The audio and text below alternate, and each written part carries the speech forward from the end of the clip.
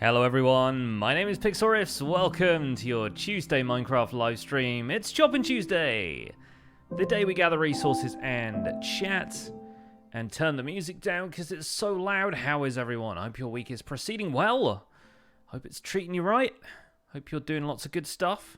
I need to take Minecraft out of full screen. There we go.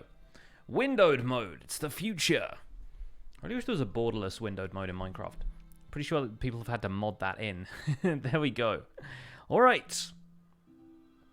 How are we? How are we, folks?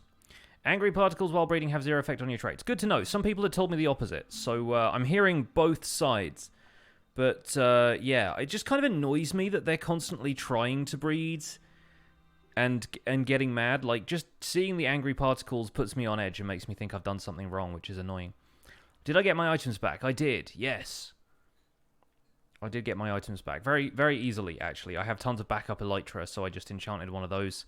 And the 5-minute time limit really doesn't matter if the chunks aren't loaded, so I got back to that place very easily. I knew the coordinates. It wasn't a big deal. Since 1.13 Minecraft full screen is borderless windowed. Yeah, but then it doesn't let me click outside of stuff because the window minimizes anytime I click on anything else, which to me is not borderless windowed. Volume is low. Turn it up then. The music volume is low, but that's because it's quiet right now. I have Jaffa cakes. How many times have I died now? 6. That was my 6th death. Officially.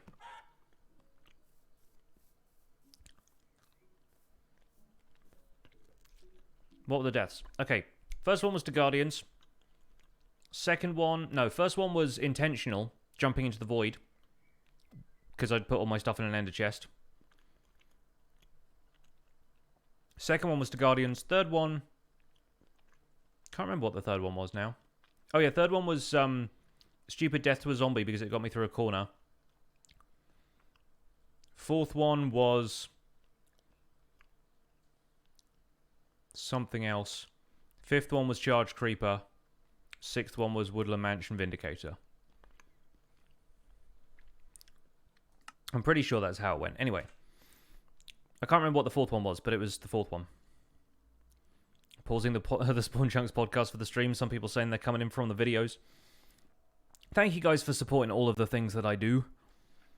I appreciate you a great deal. We're here with a panda because I literally finished recording an episode where we bred a baby panda who is the most adorable thing. and then I logged out to edit the video. So I have to fly back from this jungle now. I have a lot of bamboo on me, but that's fine. See, Goozy has subscribed with Twitch Prime. Thank you so much for your Twitch Prime sub. Enjoy your emotes. Welcome to the Pixels. You are 1 in a million. And I appreciate the support. Thank you. Yeah, the pandas are pretty hype.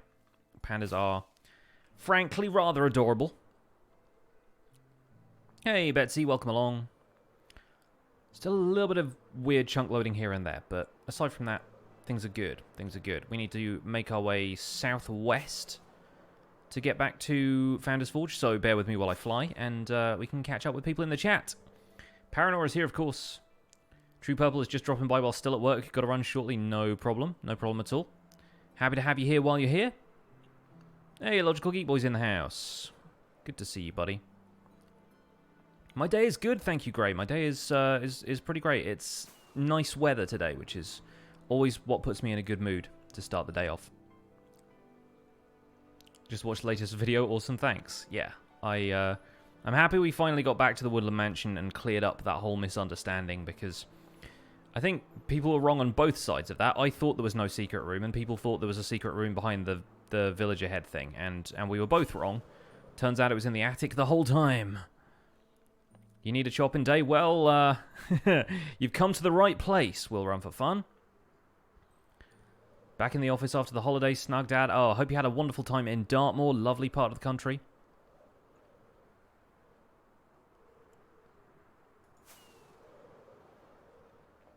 Can't remember if I've ever been to Dartmoor. I think I have. I've been to some parts of, like, Devon and Cornwall and the British countryside over there, but can't remember if Dartmoor ever figured into that.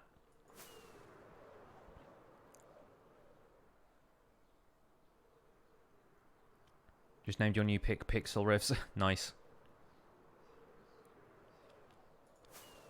Yeah, I usually... I named my first named tools. Was it on DV Season 1? Did I do that? I can't remember. But yeah, I named one of them Pixel Riffs, but with a, like, P-I-C-K.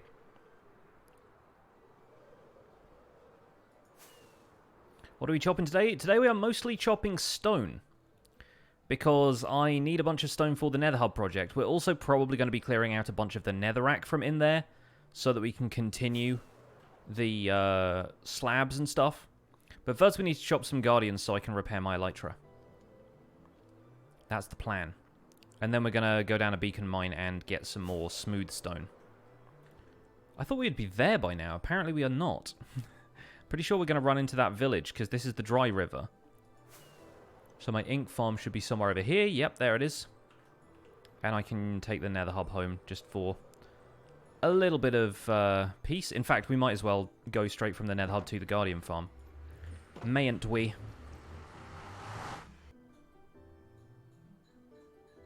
There we go. Punch a pigman while we're here. No, I'm not going to do that. Excuse me, sirs. Thank you. 55 durability. That'll be plenty. Plenty to make it to the Guardian farm from here. Ayup. And away. And swoosh. There we go. Nice and easy. You need some ideas for your world, you don't know what to do. Build a big museum and put every item and every block in it. That's one of the things I plan to do later in this series, is to build the museum. When am I going to build in the nether roof? Whenever we end up doing the gold farm, I'm not quite sure when. Mochaccino, thank you so much for the host. Much appreciated. The best thing about having my inventory full of bamboo from the jungle is that I'm not going to end up picking up any unwanted prismarine. Museum and or zoo, yeah.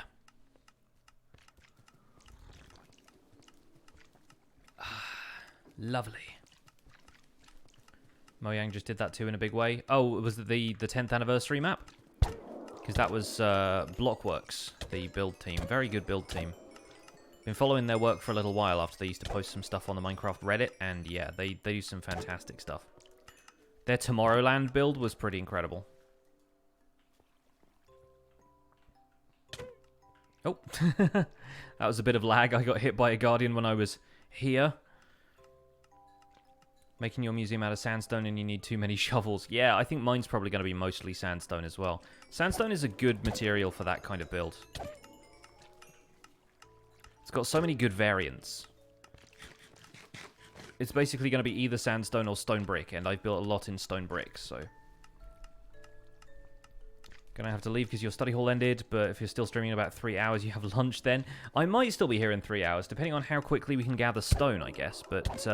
we've always got something to do in this world, so chances are I'll be here for a few hours.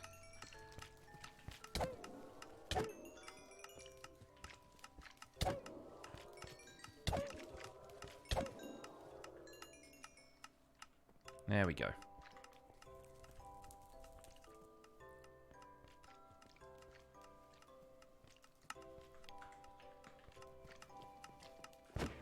May as well get some of the tools repaired while we're here. Inevitably pick up a ton of fish.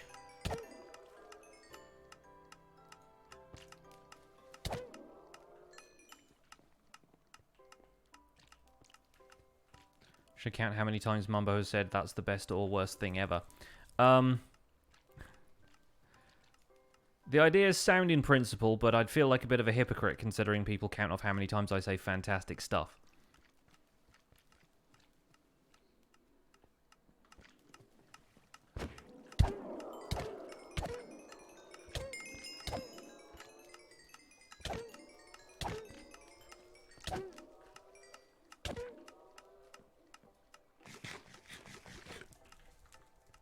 This isn't a house so much as it is a weird underground temple base thing, but there you go.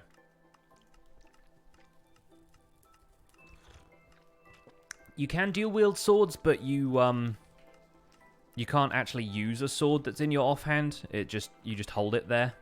Like I can't... I use the pickaxe if I left-click. Can't really, like, right-click anything. Anyway, now they can shoot me through this pillar, so that was a terrible idea. Ayo, Lunar Pulse with 100 bits. Thank you so much for the bits. Very kind of you.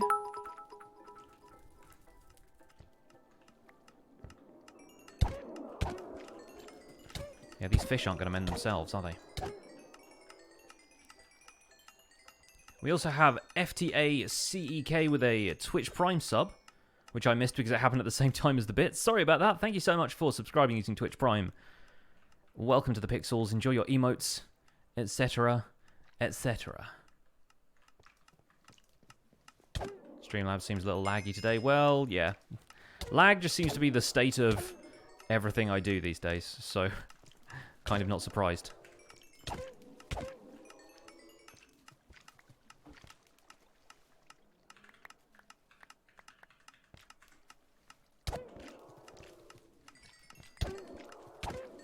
I make a channeling trident soon. Only if I can get hold of a trident. I need to build a drowned farm.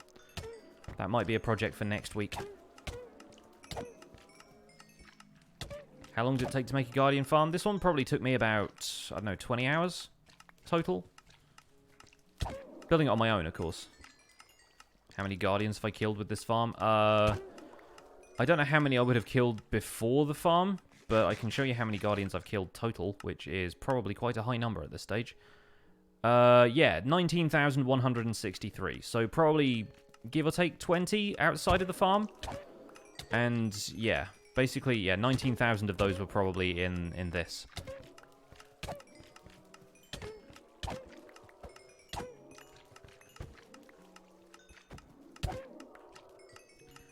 It might have been less than 20 hours, actually, because I did it over a course of 2 days, and it was not that long a time.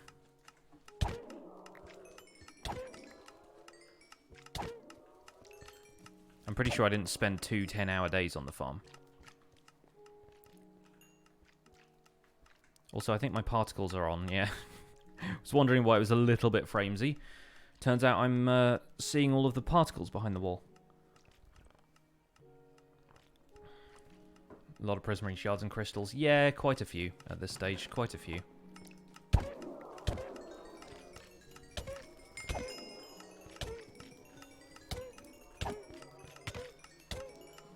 Mostly fish, though. There's a lot of fish from this.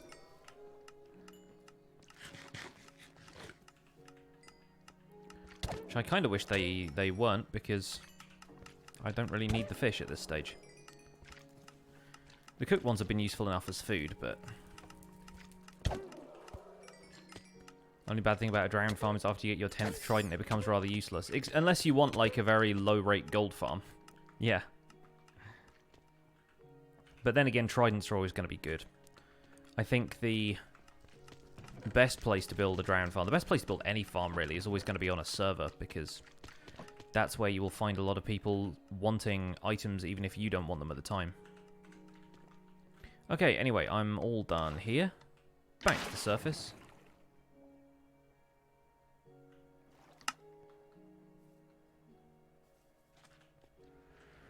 Lovely. Why did they remove the OG fish from the game? I mean, there's several different types of fish. It's just like... Fish is cod now, right?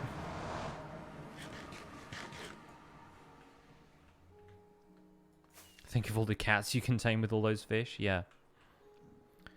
What's up, Sherila? How are you? Swoosh. Threw a cleric in your dragon farm so you could get some emeralds from it too. What do clerics buy from... Oh, from Rotten Flesh. Sorry, I was thinking of the Guardian farm still. I got confused for a second. I was like, do clerics buy fish now? They're feeding the 5,000? Clerics buying fish and bread. Just got biblical up in here. Icy is going into lurk mode. Fishermen buy fish, which is weird when you think about it, because you kind of feel like that's their job. Have I been fishing lately? Not really, no. The last bit of fishing we did was when we were getting Nautilus shells.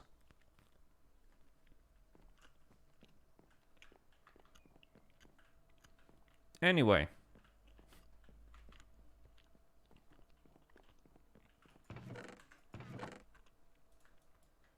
Put all the bamboo in there for now.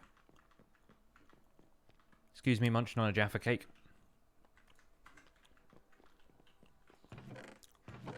Yeah, we definitely need more jungle wood as well. Be good with spruce for a while. Need to get some jungle and some dark oak. So maybe we'll do a quick bit of tree chopping before we do any stone chopping.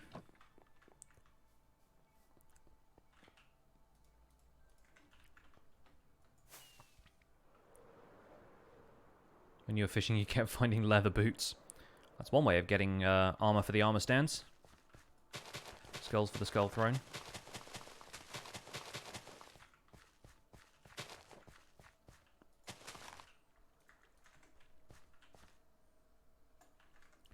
Now I want my particles back.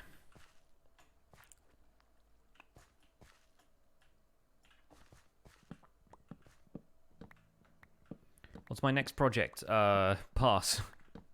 Don't know yet. It's different what people consider projects as well, because some people are just like about building, some people are about redstone, technical farms, that kind of stuff. I kind of lump farms into redstone, even though they're not always redstone things. Technical projects, I guess.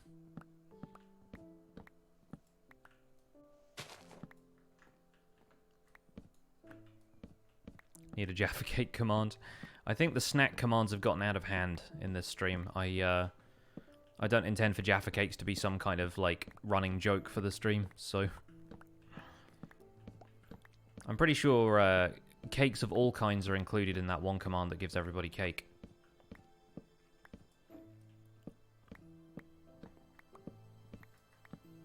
Is 46 emeralds in a book worth it for efficiency 4? Efficiency 5, rather.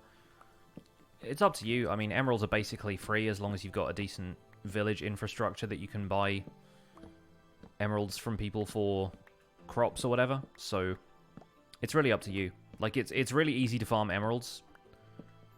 The key in 1.14 seems to be more getting a bunch of villagers that will all trade you sort of similar stuff, rather than just having one farmer that you trade with constantly. You need several farmers because of the trades locking up.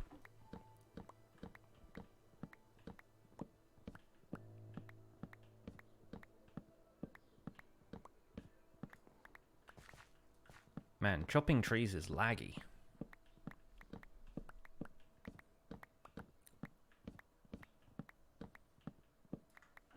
Can't wait for Minecraft Earth. I'm intrigued by Minecraft Earth. I'll wait and see what it's like. But I have a feeling it's going to be an interesting diversion when you're out and about.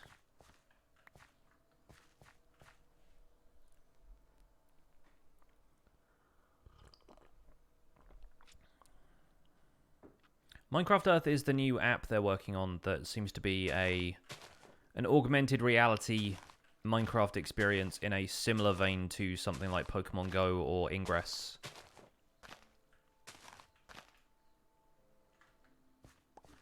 Oh, there's an alpha for Optifine now? Nice. I won't check this out on this stream because everything seems to be kind of okay for now, but that's good to know.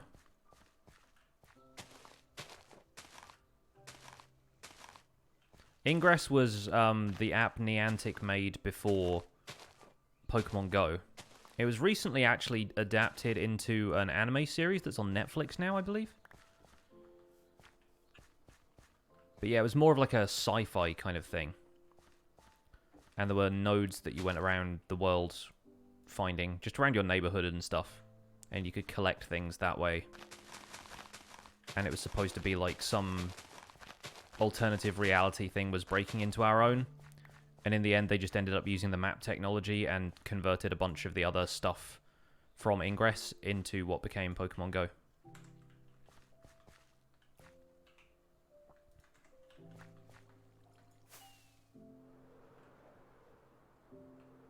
Optifine Alpha's only for 1.14, not 0.1. Oh, okay, that's fair. Got to start somewhere, I guess, and you get that feature creep problem otherwise, don't you? Hey, Dictionary, we are chopping some wood right now, and later on we're going to be doing some beacon speed mining, getting ourselves some stone for the Nether Hub project, and then finally we're probably going to move on to clearing out some of the netherrack around the Nether Hub.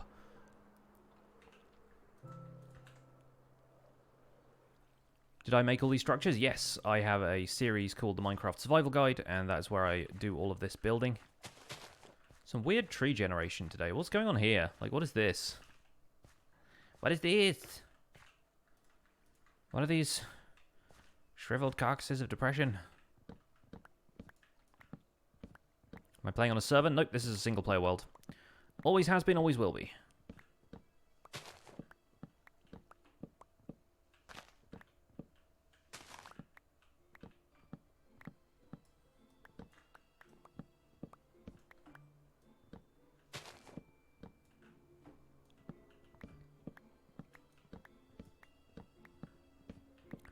How long have I played Minecraft for? About 5 years. Started on Xbox 360, played that for 6 months, moved on to PC, played Java Edition ever since. Slightly more than 5 years now, I guess. It's 5 years and 1 month.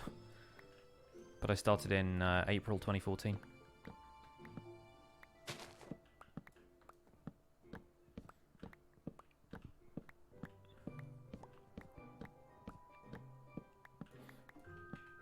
Five-ish, yeah.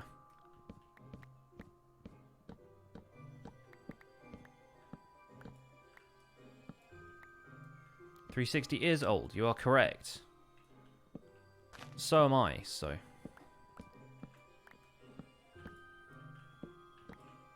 We don't discriminate based on age here.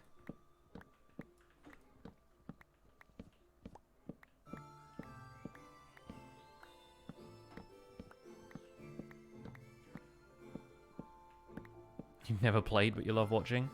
Give it a try sometime. You might like it. But if you're happy just watching, that's fine too. There have been a bunch of games in the past that I have watched but not played. Not least because I just didn't have enough money to keep up with recent releases. And I'm like, you know, this one game seems kind of cool, but I don't own the console to play it on. Like that with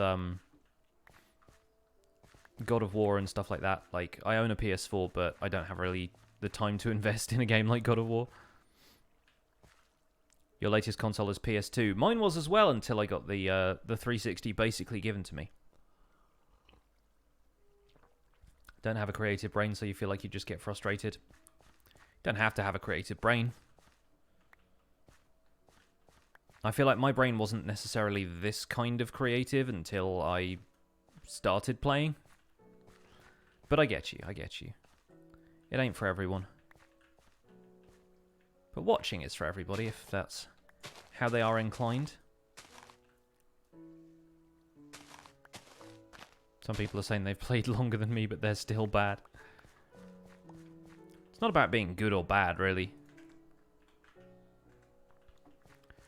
And I feel like good and bad are very subjective when it comes to a game like this.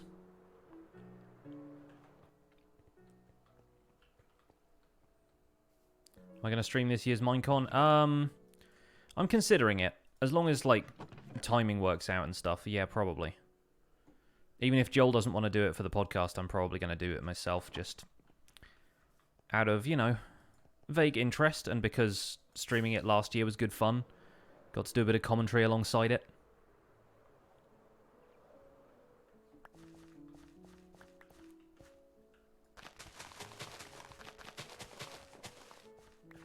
Until Mojang gives me the call and says they want me to come in and actually host the thing. Nah. I kid, I kid. I am the next Will Arnett, though. Catch me voicing Lego Batman. Yeah, seriously, every time it generates, like, weird like that, it's so strange. I think it's because I'm trying to grow it underneath one of these.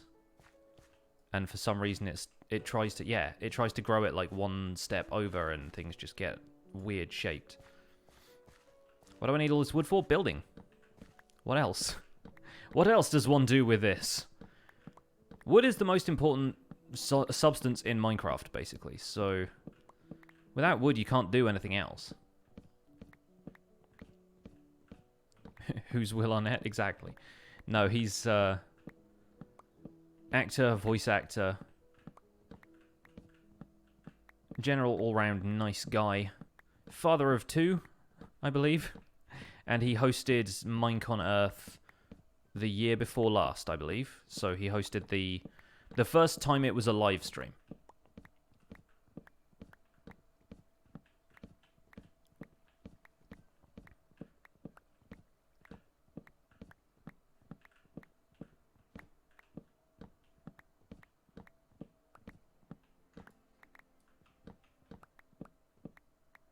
Pay $50 to my Patreon if I drink a cup of coffee. It's not about me not drinking coffee, but like, I could literally tell you this is coffee. You'd have no way of knowing, other than the fact that I've clearly just poured it out of a teapot. But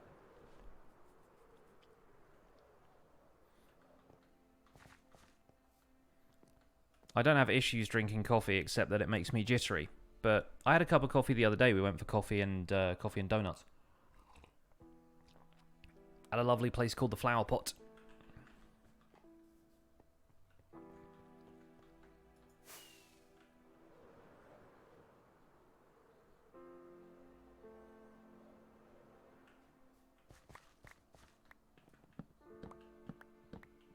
What do I think is the ugliest block in Minecraft? Ooh, good question.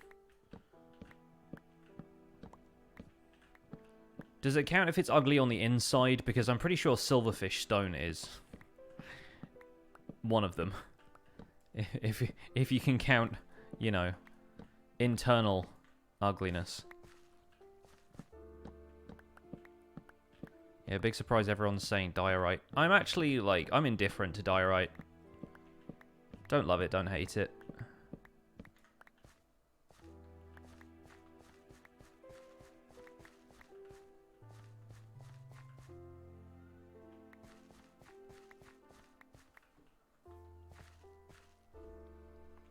Gravel. Gravel is actually quite nice looking now. Old gravel was a little bit weird. They definitely made granite a lot nicer looking in 1.14. Granite before that was awful. But I think current granite is a lot more usable.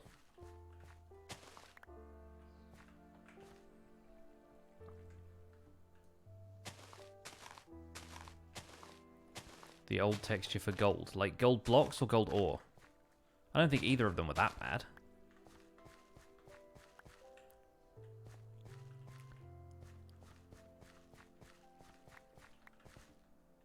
Weren't we supposed to be chopping stone while we're doing wood? Because I need wood as well.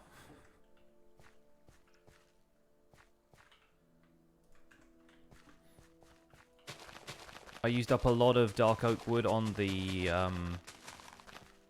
junk over there, which is still not quite finished, so we might have to do a bit more of that on Thursday's stream, if we're not just focused on the Nether Hub. Birch logs. Birch logs are still, like... Yeah. They're difficult to use because they don't look like anything other than just birch logs.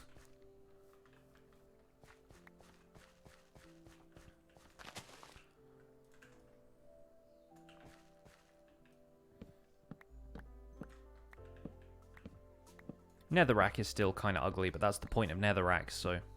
I think the new texture is good. Doesn't necessarily make it usable.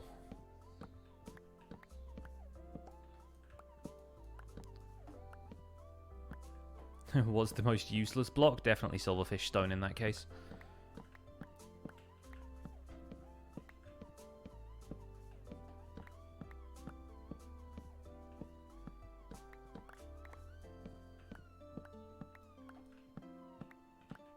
Use your printing video and spreadsheet. Thanks for making it so easy. Hey, no problem. I do recommend checking out the subsequent tutorial that I made for MCA Selector, because that's a very useful tool if you want a visual look at worlds. But if you're pruning a 1.14 world, I don't know if it's compatible yet.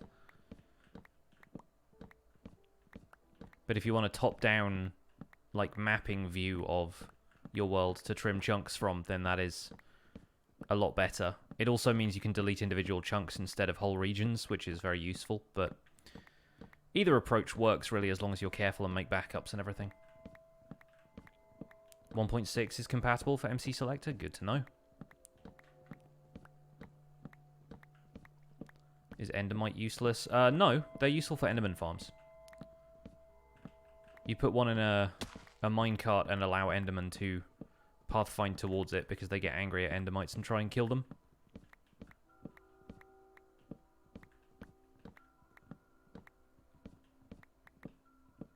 Is there a way to turn villagers back to unemployed on Xbox? I mean, aside from removing their workstations, if that doesn't work, then I don't know, but I don't really know much about Xbox Edition, I'm afraid.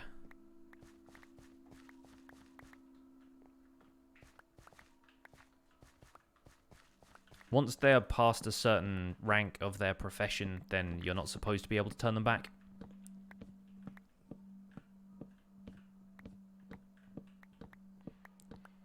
If I was able to add one functional block to Minecraft, what would it be?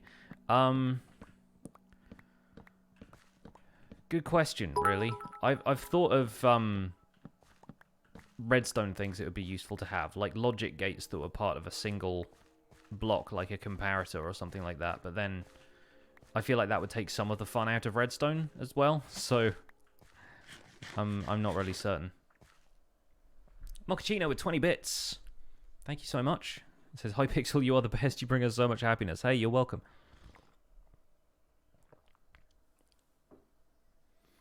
You're finding once a villager has XP, it won't change back. It shouldn't be the case if it's a novice villager, but once it's got to apprentice level, once you've done like a little bit of trading with them that way.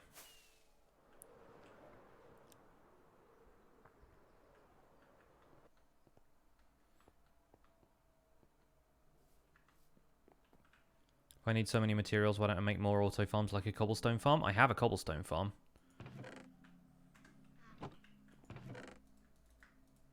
It's still manual in terms of how I harvest it. I haven't got as far as doing tutorials for automatic farms with TNT, but that's something I plan to do next week.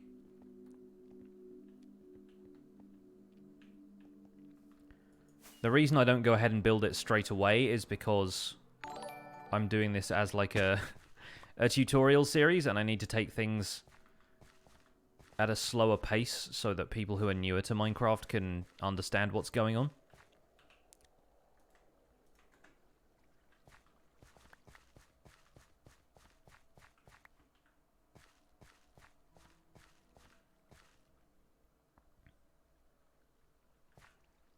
Oh yeah, like a dispenser type of thing that could place blocks for you, that would be immense. If it could place more than, like, pumpkins or whatever, that would be very cool.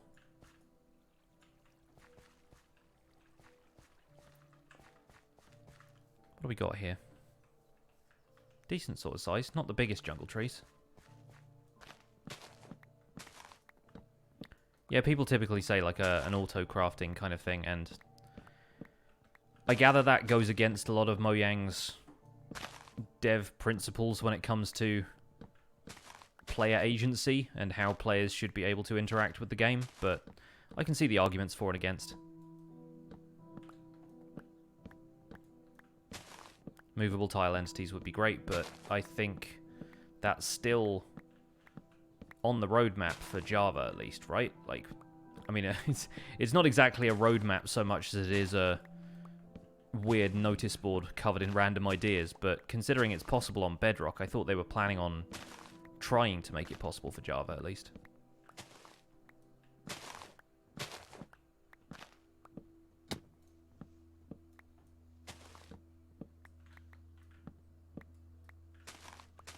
Yeah, I like Dilmango's auto-crafting solution. I thought that was quite an elegant thing.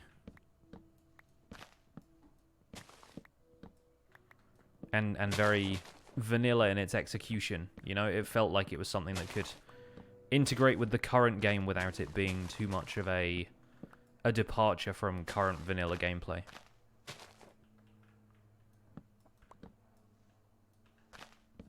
I think jungle logs and planks are ugly. I think they've got their uses. I think jungle is nice because it's one of the only textures that has a horizontal stripe, which makes it feel more rounded.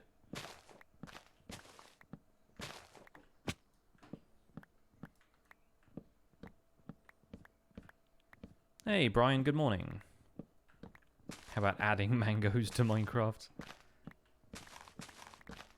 Does Pam's Harvest Craft have mangoes?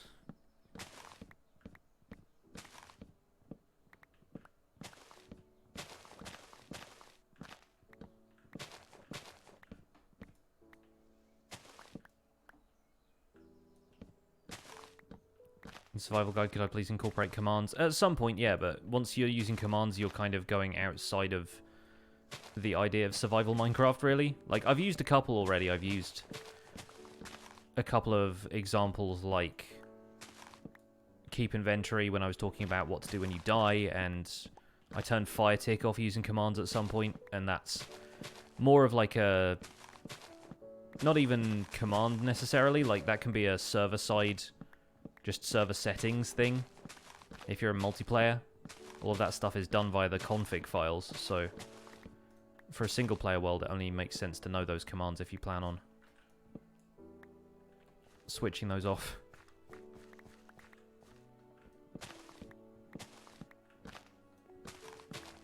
They should hire the Thorncraft guy. I would love to see more of an implementation of magic in this game. Considering we already have the enchanting table and brewing and stuff like that, it's a fairly original take on anything magical, because while these are obviously, like, potion brewing is in a bunch of other games, I think the way they've been executed in Minecraft feel very in keeping with the world of the game. I do kind of wonder if some more kind of low-tech magic-y stuff like that is likely in future. Especially if they're adding a mage class to Minecraft Dungeons. Or like mage-style weapons.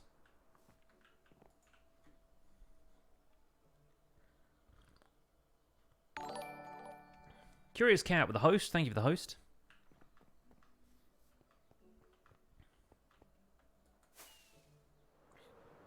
What are the multicolored tanks I keep flying past? That is a wool farm for sheep. Thanks to the addition of dispensers being able to shear sheep in Minecraft 1.14. Basically, the sheep, whenever they eat the grass, get sheared automatically thanks to observers detecting the state change in the grass. And it automatically farms wool for me. It has been doing so for about a week or so. It's going pretty well so far. I don't think any of the shears have even broken because it uses them kind of randomly. That, and I haven't spent too much time around spawn.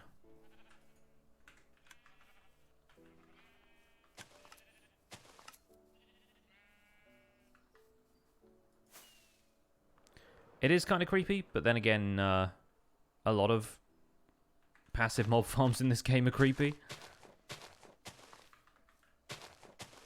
You can't really have efficiency of farming and good animal welfare in Minecraft. Alas, it doesn't work that way. It's just a video game, though.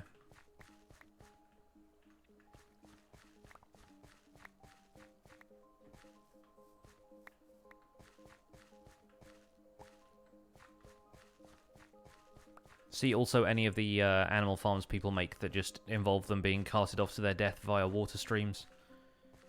Or having an axe murderer kill them in the case of those Vindicator-powered passive mob farms.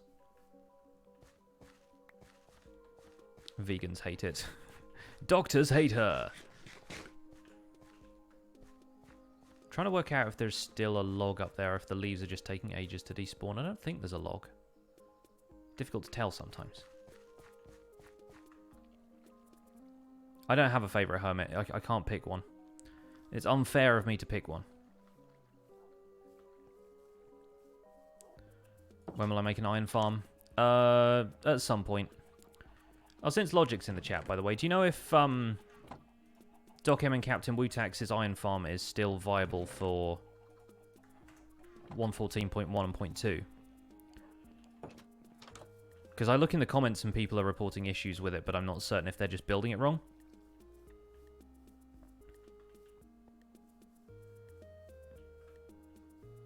Shiro, apparently an alpha version of Optifine is out already for 1.14, but not .1.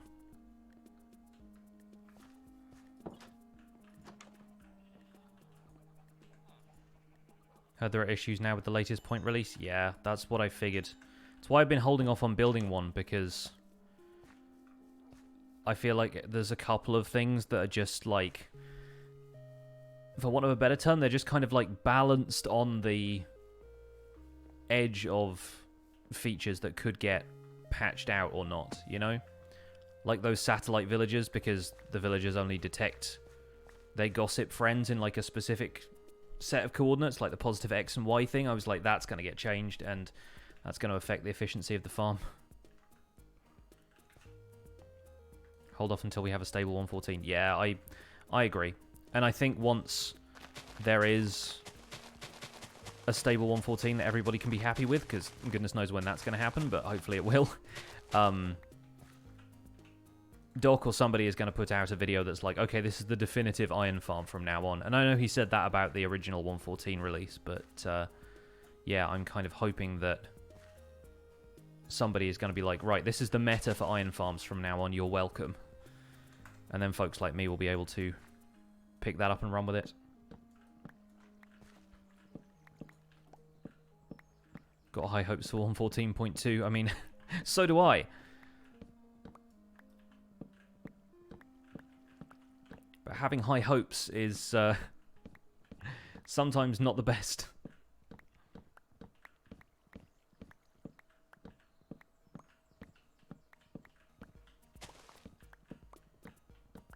Devs are talking to the tech peeps more now. Yeah, no, it was cool to hear that Sarge and a couple of the other devs were actually building the iron farms that the Psycraft guys were working on and testing those when they were developing stuff.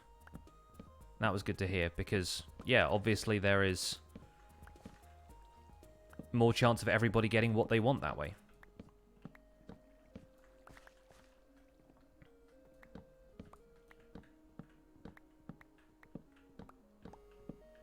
Hopefully soon people's villages will stop disappearing and everyone can be happy. Is 1.14.3 even possible? I mean, yeah, anything's possible. If they find bugs that need fixing before they can call the release, like, stable, and before the community is happy with it, then they'll release it as many, like, extra iterations as they need to, as they feel like they need to. Ultimately, it's Mojang's call, though. If they're like, no, this is all you're getting, we have to work on 1.15, then fair enough, I guess.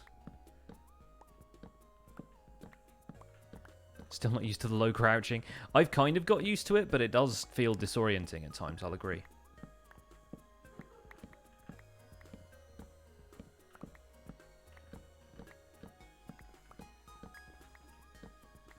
If you're able to watch this series from the start, do you think I'll be able to learn Minecraft? I mean, yeah. That's what the idea is, really. Can you insta-mine wood? No. If I could insta-mine wood, I would do it right now.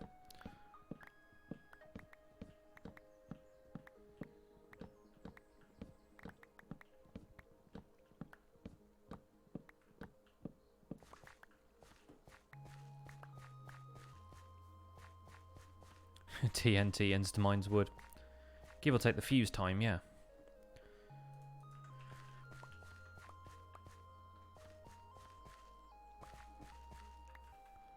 Looking forward to making some TNT-powered farms. We're probably not going to go into TNT duping quite yet.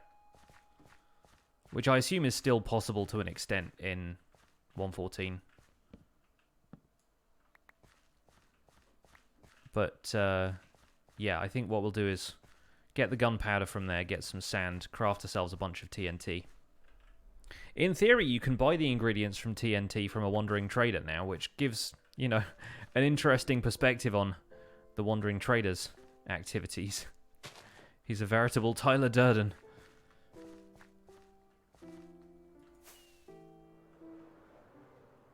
Can dupe TNT still good to know. Yeah, I know Doc did a, was it a rail duplicator or a carpet duplicator, or effectively both, maybe? But I know he'd done a video on that recently, so...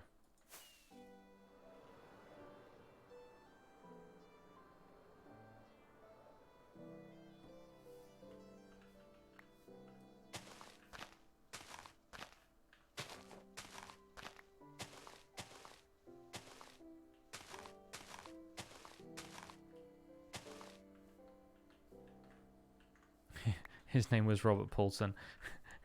I read that at first and I was like, his name is Robert Pattinson, because I've been reading about Robert Pattinson being cast as Batman and how everyone's mad at it.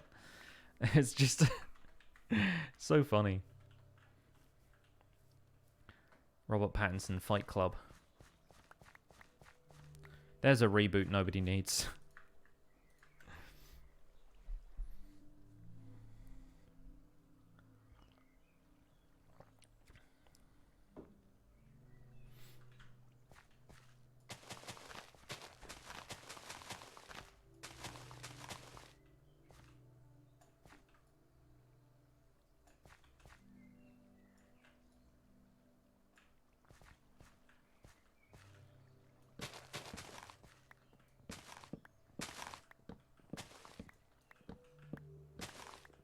How many Batmen do we really need?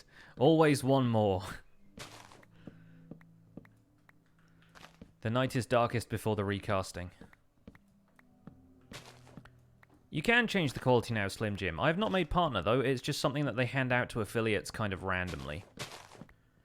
But today is actually the day I can reapply for partnership here on Twitch, so cross your fingers for me. Third time's a charm and all that.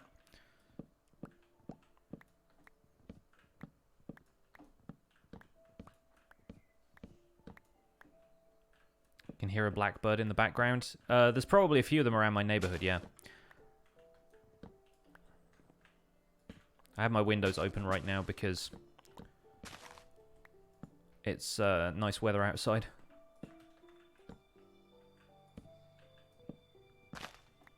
You're actually pretty excited for Pattinson as the Bat. Robert Pattinson. It's now his official name. Yeah, I haven't watched probably like the last 7 things with Batman in, so I can't really pass judgment on anybody's performance. The last one I watched was whatever the last Christopher Nolan one was. The Dark Knight Rises, was that what it is? Because there was one called The Dark Knight, and then there was one called The Dark Knight, and it just had a word after it. Because Hollywood has taken to the video game naming convention of just rebooting something and naming it like it's the first one.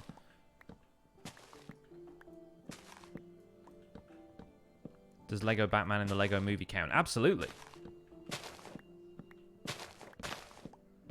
It's your boy Will Arnett. Isn't it? Is that Will Arnett? He's Lego something in something.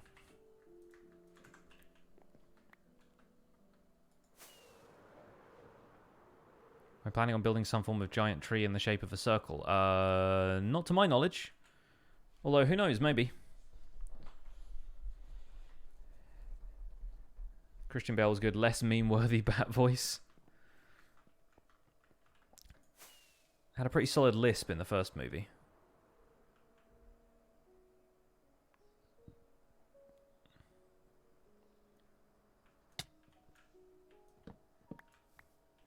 All the meme-worthy voices came from other people, like Tom Hardy as Bane. Pretty much everybody had their Bane impression around the time that movie came out.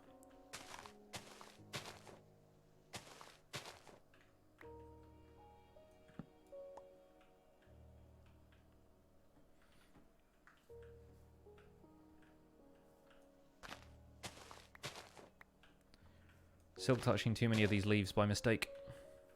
It's the problem with all my tools being silk touch, but hey, I brought this on myself. Have I ever used commands in the survival guide? Yeah, a couple of times. To turn fire tick off and stuff. I also occasionally use them to change the time of day, because it's easier to take thumbnails when you can just be like, bam, I want it to be sunset now, or whatever. My favourite film, I have a couple of them, really. Like, I can probably give you, like, a top 5. But they're all from widely different categories.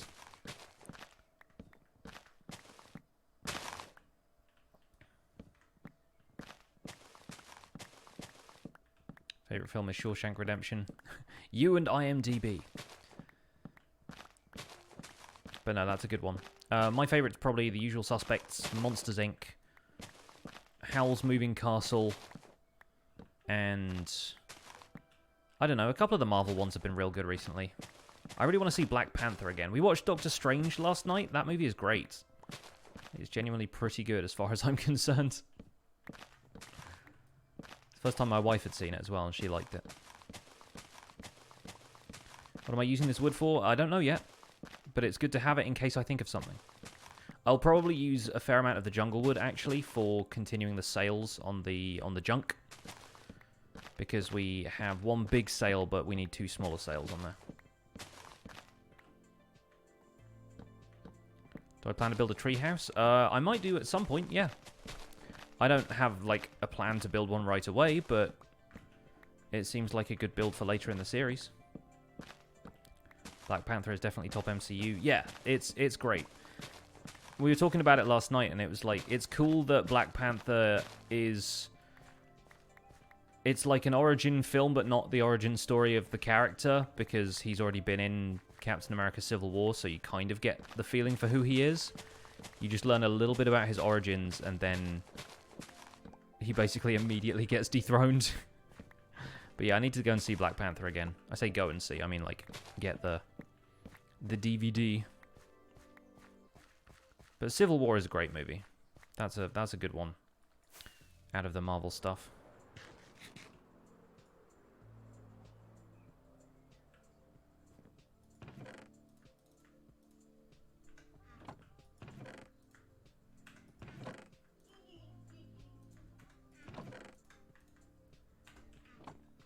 Thor Ragnarok was one of your favorites too. Thor Ragnarok was kind of a shock to the system for me.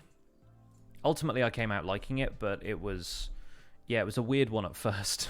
I was not expecting it to be quite so... I guess just like psychedelic and quite so comedic.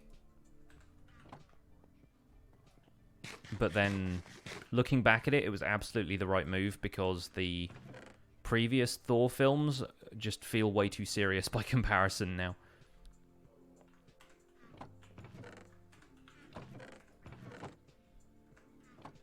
What do I think about F-Whip? I think he's an incredible builder. I toured his world with him the other day for his 200th episode, and yeah, that guy's got some chops. He is not playing. I mean, he is playing, but that's kind of the point.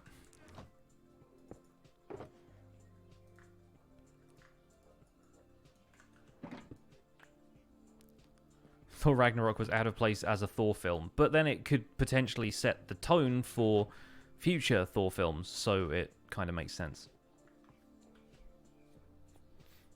Your favorite MCU movie is Ant-Man? Oh, there you go. I guess it's kind of a family one. You love Fat Thor. Yeah, poor Thor. He gets the short end of the stick in a lot of ways in that movie.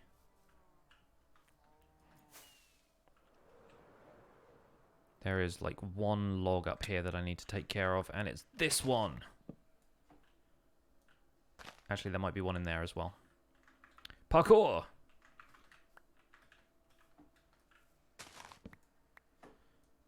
Well, we did it. Good work. Ah, we drift down.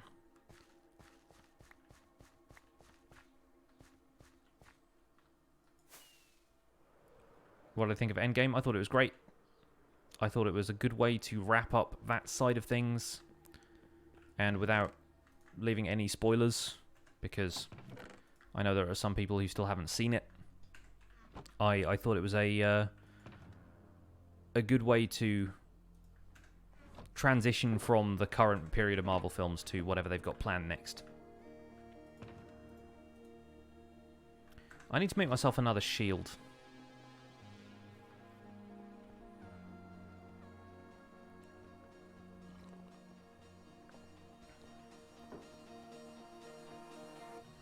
Have I thought about using captions? Yeah, I have. I would like to look into that at some point. I'm mostly just concerned about where on my layout I would put them, that they didn't interfere too much with the gameplay. I don't really want to shrink the game window down, because I've already designed this whole layout around not having to shrink the game window. But, yeah, at some point I might end up changing it, because, yeah, I appreciate the need for, yeah, accessibility in these things. That's why I have the subtitles turned on. I am regrettably lazy about looking into stuff like that. I really should be better about it.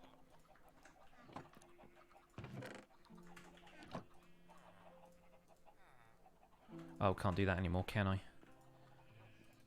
Mend, there we go. Still trips me up occasionally. Where is my banner pattern for the thingy? Not the thingy. Actually, definitely not the thingy. Is it in here? Where did I put it?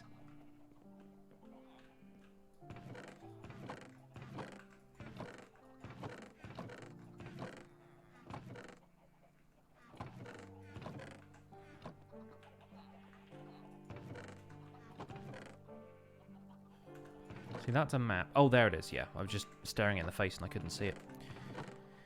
Okay, so one of those, some white dye, and some black wool.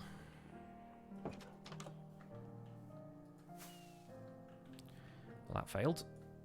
To the skies! There we go.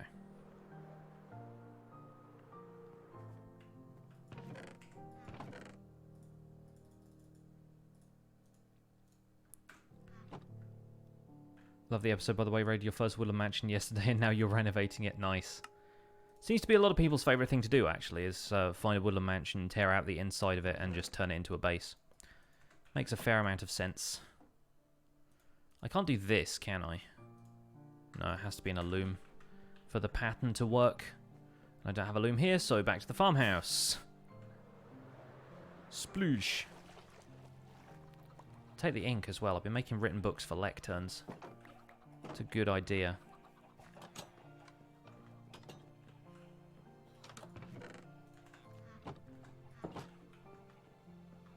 We're going to do a season 2 of what? Of this?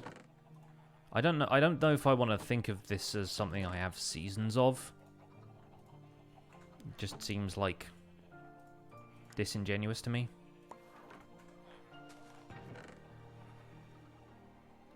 Got a shield in there, but I need to make another one. Yeah, XB did a fun Woodland Mansion refit in Hermitcraft 5. Forgot you still need ink sacks for written books. Yeah, that's why I've been keeping them around and not just converting them all into black dye. Ink sacks are still part of the recipe for that.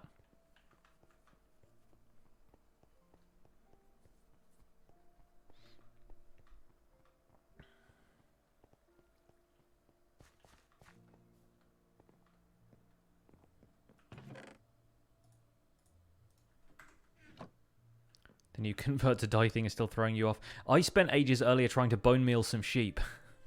And then remembered that bone meal has to be white dye now.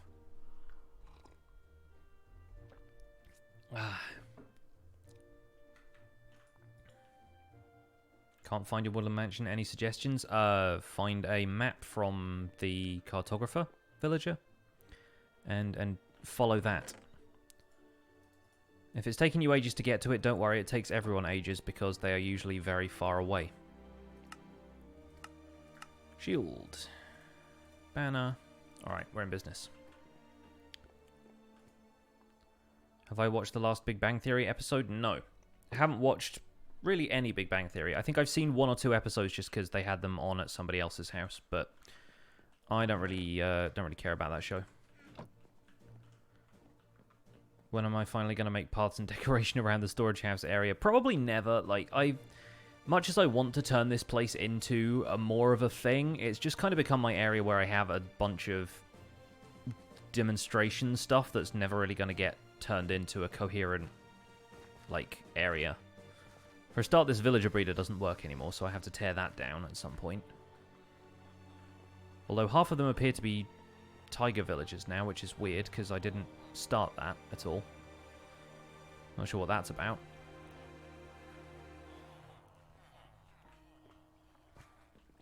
That pig is just going to be breakdancing on that trapdoor forever, which I'm 100% fine with. The Chaos District. Yeah, that's effectively what it is. The Dark Dimension.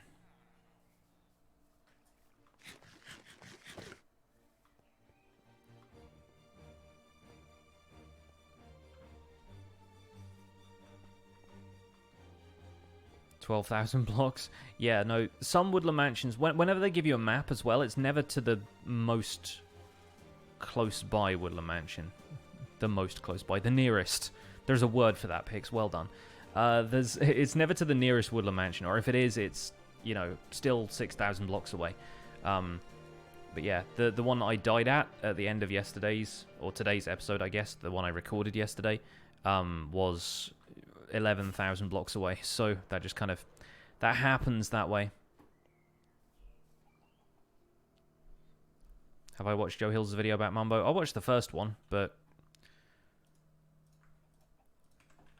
you know, I have no opinion on that.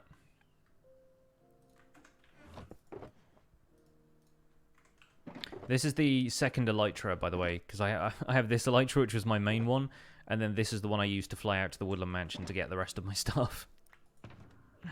It's a little bit absurd.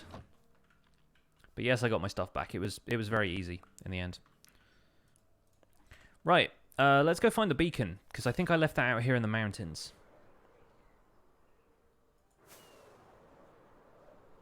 Loomis Live, you saw the World Tour with Whip? Cool. Hope you enjoyed that. I'm going to be publishing my point of view of that on the weekend, because I also recorded while we were doing that, and it was a lot of fun. Where is the... Why no beacon beam? I have haste. I don't have beacon beam. Oh, there it is. I wasn't just totally missing that before, right? That just took ages to light up.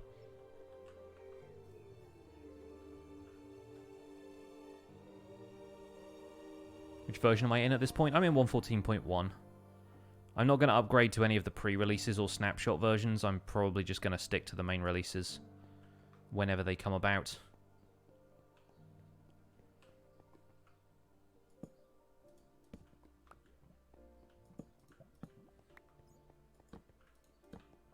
There is lava here. There may be trouble ahead. Hermitcraft still having major issues. Yeah. I'm unsurprised, and that seems to be why Mojang have said that they're going to continue to work on the pre-releases this week instead of just going ahead and post 1.14.2 like they are still aware that there are various things in need of repairs.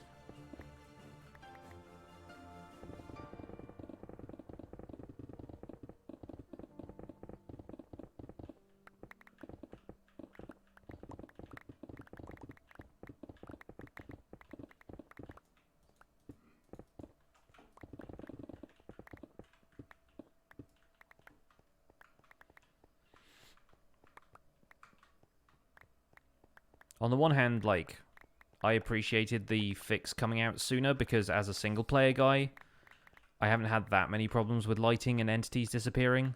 It seems to mainly be a problem for multiplayer servers, and the chunk rendering thing was the biggest deal for me, really.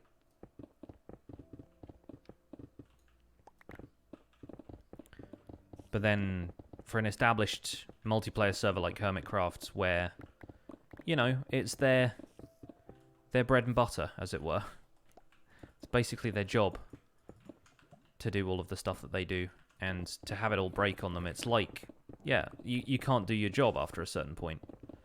Which is absurd in a way. Like, if you think about it too hard, it is kind of absurd that so many people rely on a video game to be less buggy so that they can make a living. But it's reality. Like, that's the entertainment industry, you know? Skull Daisy with the 100 bits, thank you. Oh, I still have some stone left over in here, that's nice. Good to know we've got some of that lying around. Haven't been back to this beacon mine for a while, have we? Need to bring some shulker boxes with me, though. Do I want to build an underground base? Eventually, yes. The plan is to do everything.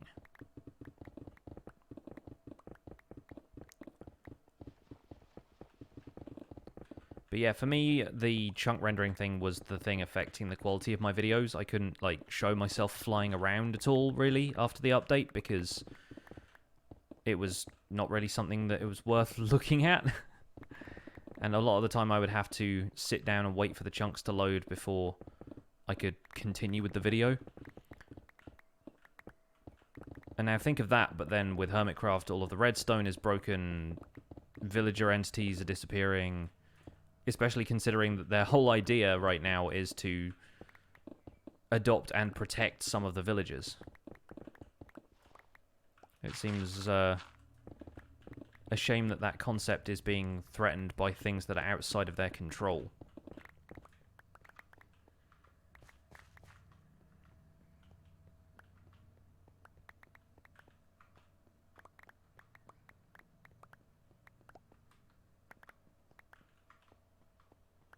Been any updates on Mumbo's copyright issue? I don't know.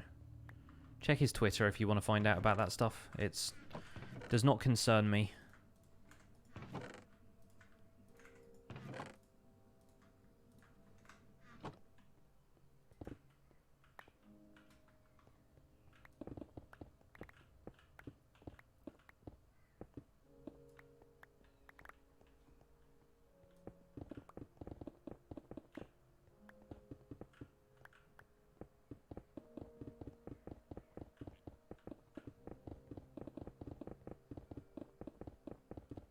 We were talking about that on the spawn chunks, where lighting wouldn't be as much of an issue if it didn't affect mob spawning, and that kind of goes hand in hand with what Cubfan was talking about in that video where he mentioned how lighting at endgame should not be the only means you have of stopping mobs from spawning. Because if it fails, obviously, like, it's virtually impossible to deal with it any other way.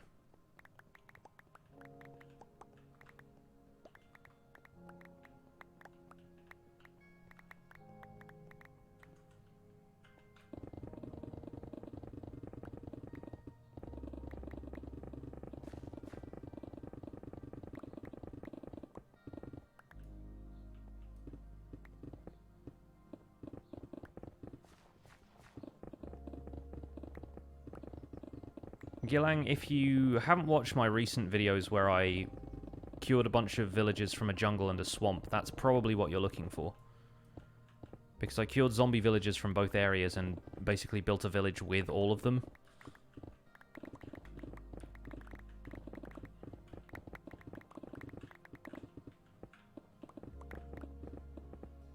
Love the sound of blocks breaking that fast. It is quite soothing, isn't it? Should I maybe plan for doing vlogs? I'm not really a vlogger. I've done them in the past, but only when I have something interesting to report on, and my daily life is not interesting, so I don't really see the point.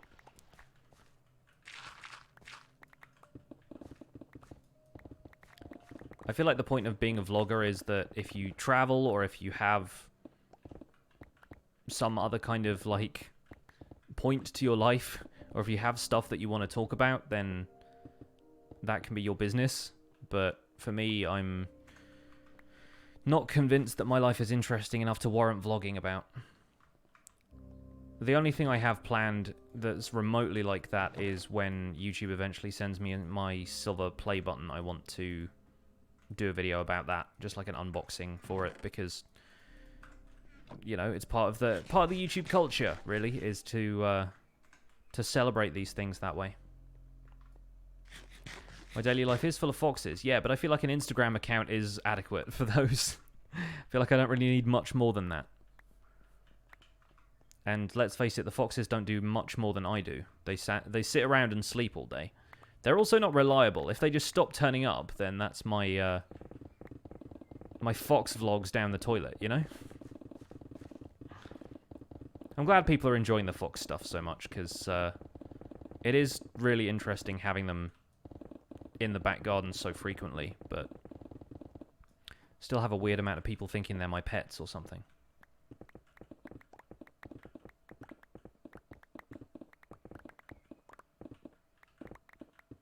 How can you move your Minecraft world to a new PC? If it's on a PC already, then you just need to find your .minecraft folder, which if you're on Windows is pretty easy to find. If you're on a Mac, it just needs a little bit of diving into the library folder, which is not that difficult to find either. And then you just copy the folder from your saves folder that has your Minecraft world name attached to it, and you can just move that to the saves folder on whatever your new install is.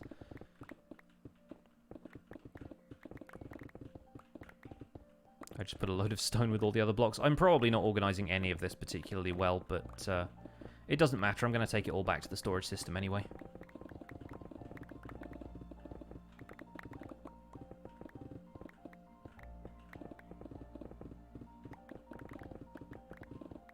It was apt that you started seeing me post them around 1:14 time. Yeah, I mean, that's when they started coming back out again. And also when I got the camera, so kind of nice to have a bit of a coincidence in that respect. Oh look, some mobs. Get away from my diamonds.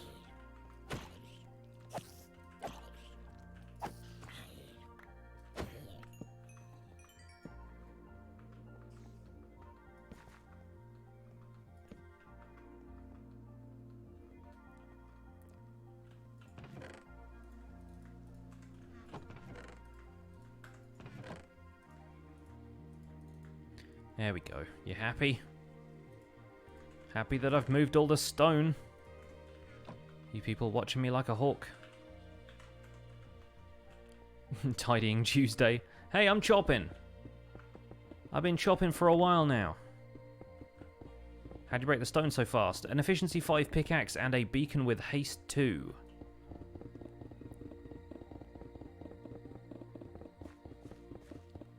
Got foxes in your lawn, but they are greys, not reds. Ah.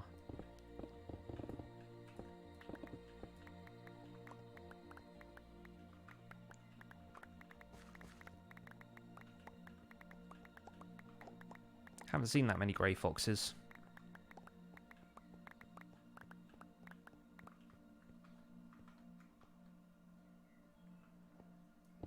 You've realised that I look like Gav from the slow-mo guys? I'm basically just a British guy with a beard. I really don't look that much like him. He's got a ton of, like, Italian ancestry. I really do not. I can tolerate not digging diamonds because I don't need them. Aside from that one time I died and lost all of my stuff, I have not really used diamonds since I made my tools. They are not required. I could basically trade all of my diamonds to villagers. I would not miss them until, inevitably, once again, I die in stupid circumstances and lose all my gear. Your lawn's also enormous, so you can't get the close-up view. Yeah, that's one of the reasons I bought the camera as well, is so that I could have a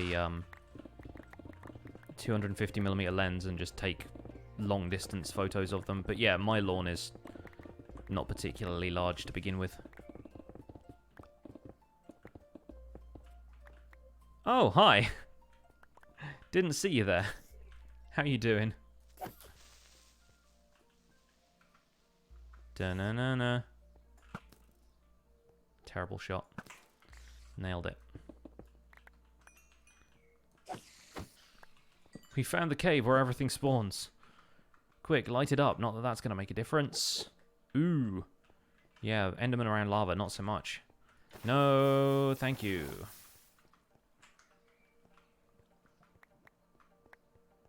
Trading diamonds to villagers is sacrilege. Leave that to the clerics.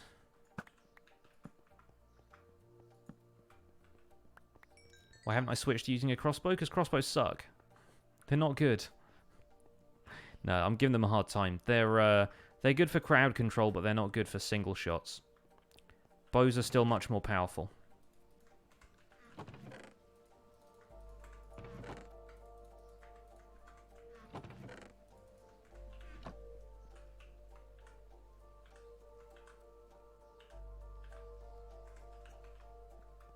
Possibly more frustrating than tridents. Yeah, they're not great. Like, quick shot is good.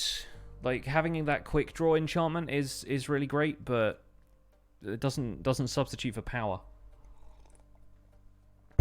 If crossbows had a power enchant, then I would definitely use one, but they still don't hold a candle to bows as far as actual stopping power goes. Is that another emerald ore? It is! Yay! My favourite!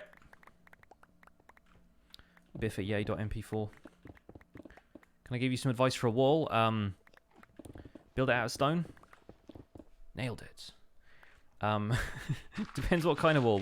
What style are you building in? Do you have preferred blocks?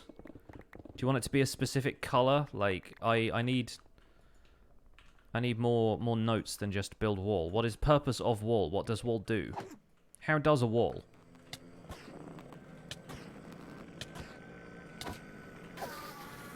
What do you want to wall with? Medieval. Oh, that's easy. Spruce wood and stone brick.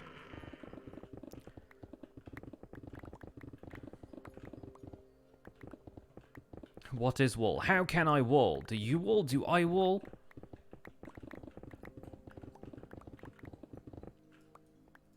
This is first grade, SpongeBob.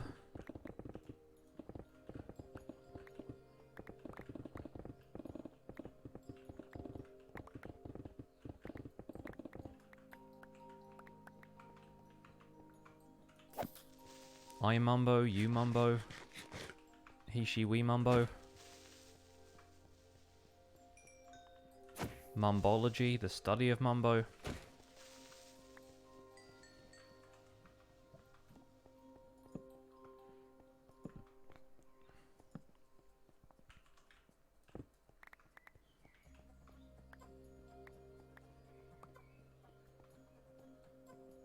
Endermen are just shy. They're shy and then incredibly violent in short bursts.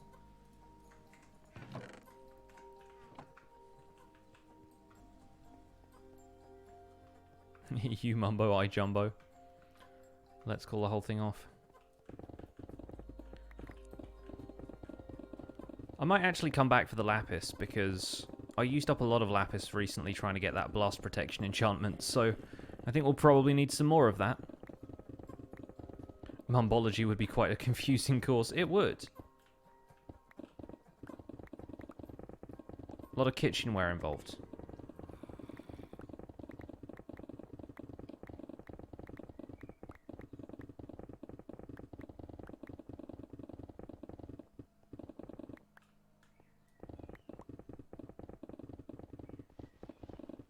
So there's a whole theory about how no other mobs can see Endermen, so they get freaked out by players being able to see them. That's pretty cool. I do like the Minecraft theory videos. All of the lore that people make up about this game is super fun. I want Zloy to do more of those. His, like, Overthinking Minecraft series was always very entertaining to me. But it must be a pain to make. And you've also got to think over about this game. You've got to spend a lot of time just trying to devise theories. I feel like it's one of those things that those ideas come up a lot more naturally. They come out a lot better when you're thinking them up just off the cuff rather than actually sitting down and being like, right, I need to make a video. What can I contrive out of the weirdness that is Minecraft? So I can see why he doesn't make them more frequently. It's probably quite difficult to come up with one when you're trying to come up with one.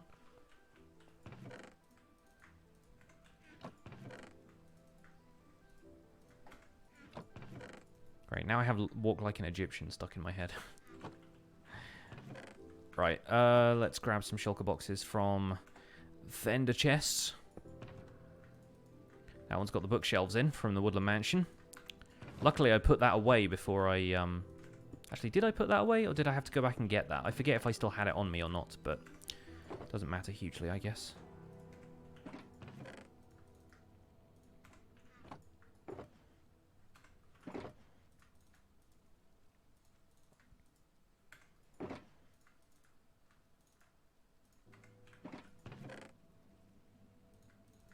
Creepers spawn more in deserts so they can keep their powder dry.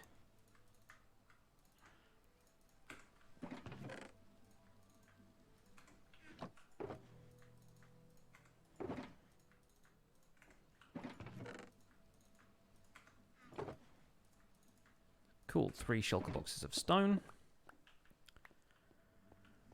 Take all of them plus this. And let's go repair the Silk Touch pick, because that's on 240 is still pretty low. Could probably get some of the backup pickaxes on the go as well.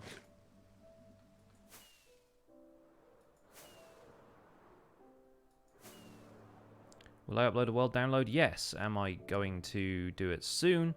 No.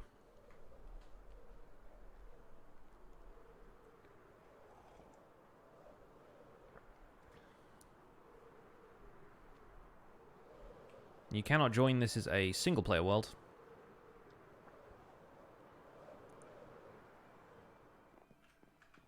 And this is Java Minecraft, so it's not like Bedrock where I can just hand out invites. Are the bridges new? No, the bridges are kind of an ongoing project that I haven't done anything with for a while, but they are just for the purposes of streaming, so I haven't really done anything with them on camera for the main series. They are just there to be background scenery. If anyone wonders why I'm saving all of this iron ore, by the way, I plan to do a video about blast furnaces at some point, which will probably blast the blast furnaces for being useless.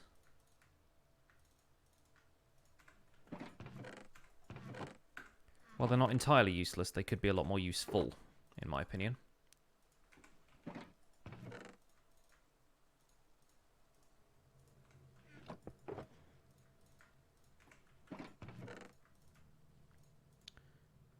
Your friend recently said, "What is water?" Do they also want to know what love is? Is your friend a foreigner? Is it Foreigner? Is that song Foreigner? I can't remember.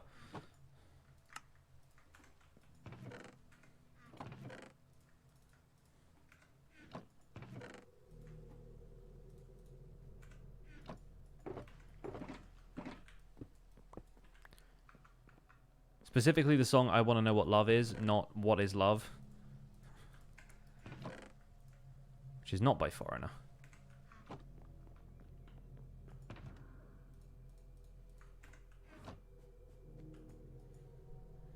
Yeah, blast furnaces need to be able to smelt sand and anything else in an ingot shape if they're going to be doing stuff like ores.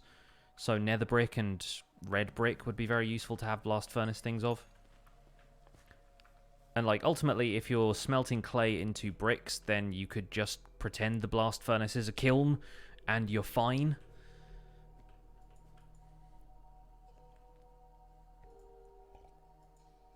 I'm pretty sure glass is also made in a kiln to an extent, right?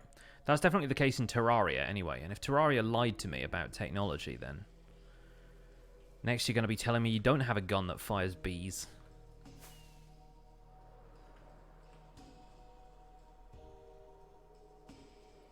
Bees.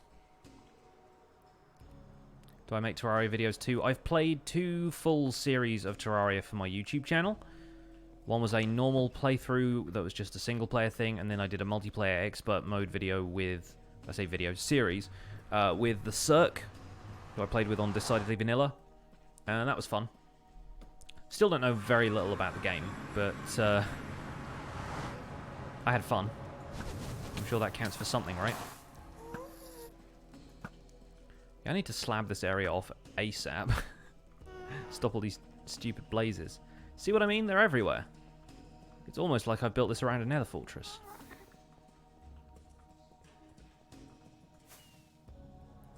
To the skies.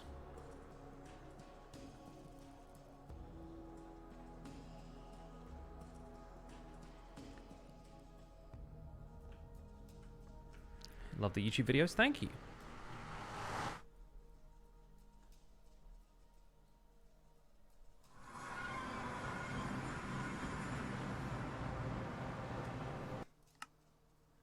Nope.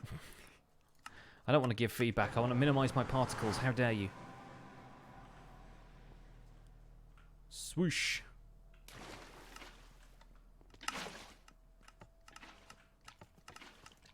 Right. Guardian collection time. Do I ever play multiplayer on Minecraft like Hypixel or Mineplex? Not really. I don't play on minigame servers all that much. How you doing, Tuxedo Cat? You good? Do the 4 different portals lead me to other places? No, they all go to the same place.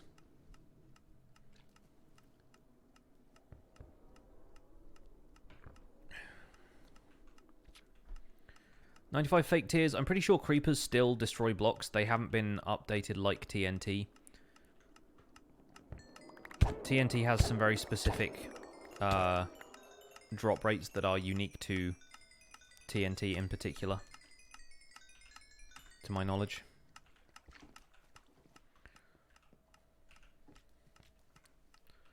Of course, I now have an inventory full of junk. And of course, I can't put it in the chest anymore.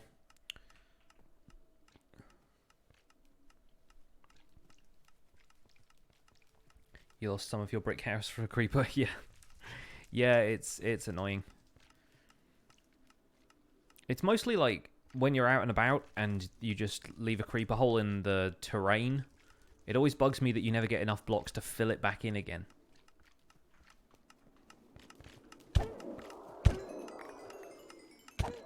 That's the stuff I find irritating.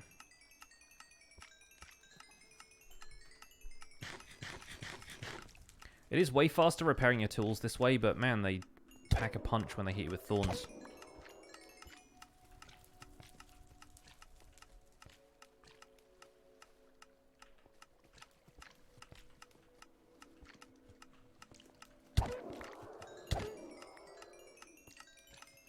There we go. All good. It's just a good thing we have that beacon there.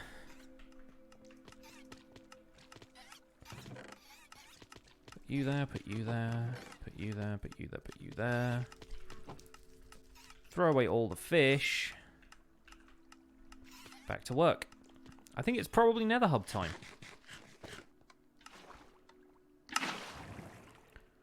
You wanted to do a wheat mill in your world since you started to watch the series and fell in love with mine. Really looking forward to finishing the exams and getting with it. Keep up the good work. Hey, no problem. Glad you enjoy the windmill.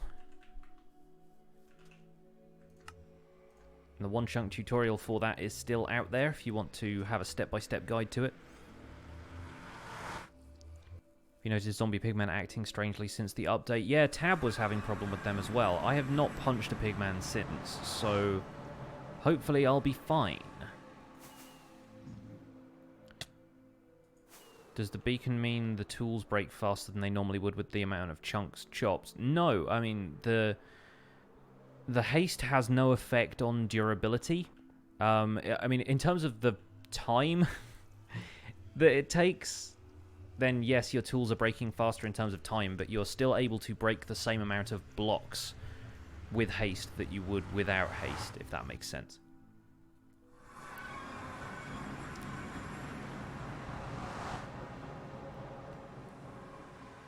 Durability is entirely based on the amount of things you break with that tool, not the amount of time that you've spent using it.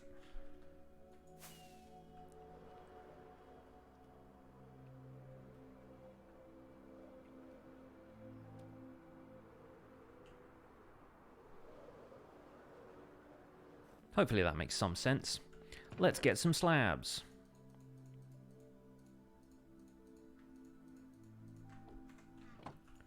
See how many of these we can make into smooth stone slabs before we fill up my inventory. That many. Precisely that many. Put some of those away. I could bring the bed with me and use that as explosives. But I think I won't. What type of villagers drop totems of undying? That is evokers. Next question. I'll be doing a pillager outpost farm in the series, of course.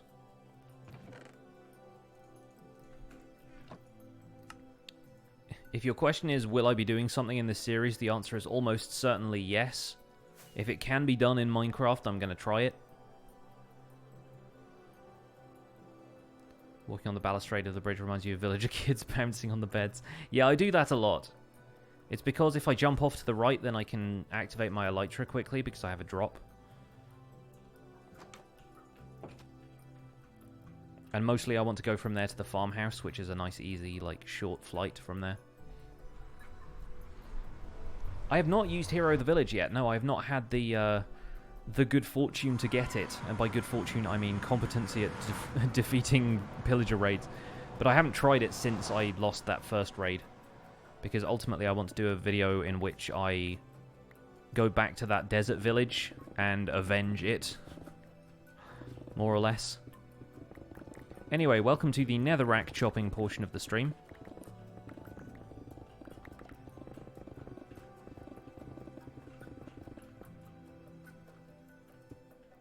Everyone you've watched can't complete it due to the bugs. I think the bugs are less of a problem in the single-player version. I think the, like, repeat raids seem to be more of a problem on multiplayer, because that didn't happen to me, where the raid boss bar basically goes away. Instead, what happened to me was I had a villager who was kind of left over in the village, but perhaps because he couldn't pathfind to a workstation and didn't have a profession, he didn't count as part of the village population, and the pillagers won. But there are definitely 2 villagers left in that village, so I can go back there and repopulate it if we just get those guys to breed. CN, thank you for the hosts.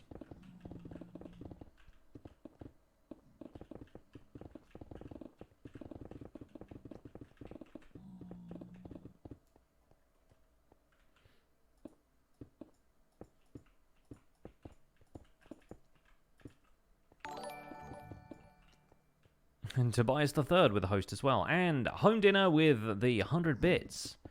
Thank you, Alright, I'm going to start that sentence again. Thank you so much for showing the love. There we go. There was a lot of similar sounds in that sentence. I was confused. But thank you. Am I going to do a raid at the Jungle Swamp Village? Probably not. I didn't design that village with raids in mind, and I'm too attached to the villagers there now. Despite the fact that they are kind of annoying me.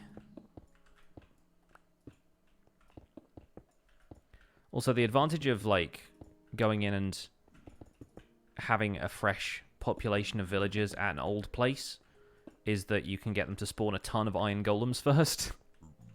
That's going to be kind of fun. Just have iron golems versus the world.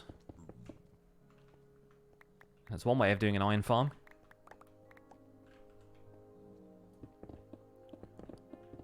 Do I have Discord? I don't have a public Discord for my personal, like, channel or anything. I have a private Discord for my patrons. But if you want to join a public Discord that I'm part of, then you can join the one for Hermitcraft Recap. I'm not in there very often because I'm too busy focusing on my own video content stuff. Might want some armor. I've got some armor, Elkhorn. Don't worry, it's just the glitch with the Nether portal. Whenever you go through the nether, sometimes it glitches out the armor HUD for a second.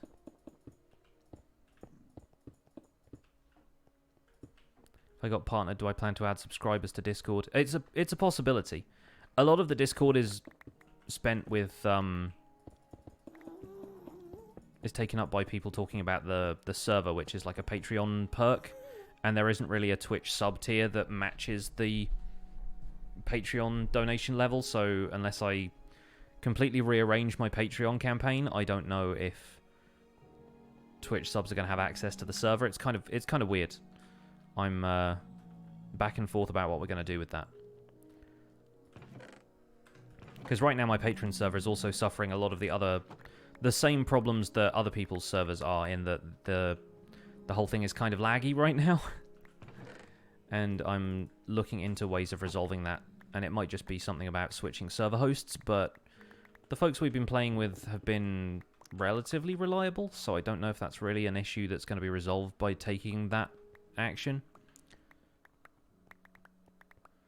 And there's definitely issues with entities and so forth, but that's just par for the course with this version, apparently.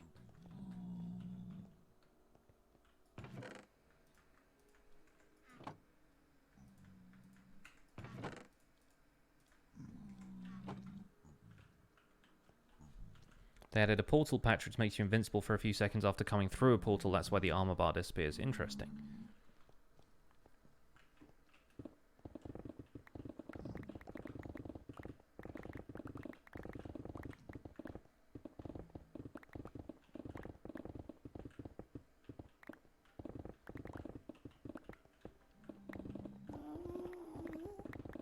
What are we doing here? We're clearing out a Nether Hub.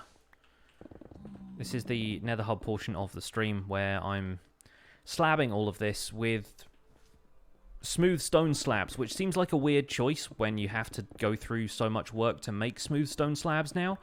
And the other day I thought about basically continuing this with natural stone until I realized that the smooth stone slabs are kind of perfect because they form a grid. And this isn't going to be like the actual floor. I'm going to have glass above this, but there's going to be blocks above this layer of slabs. And that's essentially going to mean that if I need to place things accurately, like if I want to do a specific pattern on this grid, I'll read that in a second. If I want to do a specific pattern of like builds on this grid, then the slab texture is kind of perfect for being precise with that stuff, whereas with a continuous tiled texture like smooth stone, but natural stone, I guess, you would not have that easy of a time looking at it, you know? If I want to count 10 blocks from the wall, it's much easier to do when there are grid lines and I can see the lines. I can do that quicker. The grid is also great for spontaneous games of snakes and ladders. Yeah, I could do it checkerboard style, couldn't I? Just get alternating quartz and coal blocks. That won't be too expensive. Hello, Fry, by the way. And Home Dinner with 25 bits. Thank you so much. Asking how long I've been on this world. I've been on this world since Minecraft 1.13 launched. So since August last year, I guess.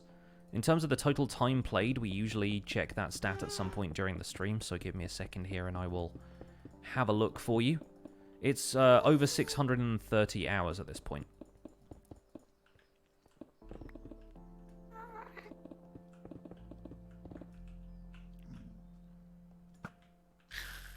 Nailed it.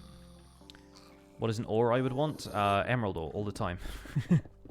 I know that's an existing ore, but I can't get enough of the stuff. It's great. First survival guide video posted July 19th. There you go. I always forget when the update Aquatic came out. I think we might have updated DV like shortly afterwards or something, but I'm probably just making that up.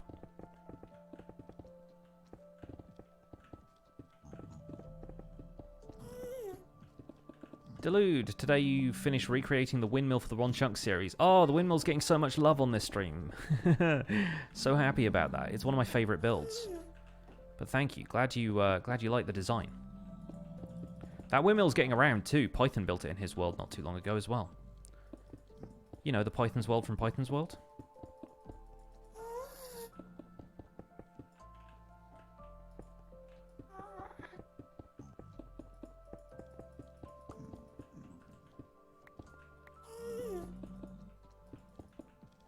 Does any mod that spawns in the Nether have fire Does any mob that spawns in the Nether have fire resistance? All of them do, basically. Like, if you drop a zombie pigman in lava, it does nothing. I think skeletons don't have fire resistance because they are just like skeletons from the overworld. So you can push them into lava, but like wither skeletons, zombie pigmen, all of those guys do not have... Yeah, lava has no effect, as you can see from this tutorial.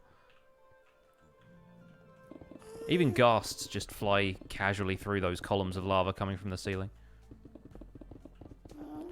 Do I take build styles from anybody? I mean, I've picked up bits and pieces of building tips from the various people that I've watched over the years. I learn a lot just by watching people, but as for, like, build styles specifically, not really. Like, I haven't, like, followed anybody else's tutorial on how to build in a certain way. I just kind of... I pick up more, like, tips and tricks than I do full build patterns or anything, you know? Learn by doing. Exactly, yeah.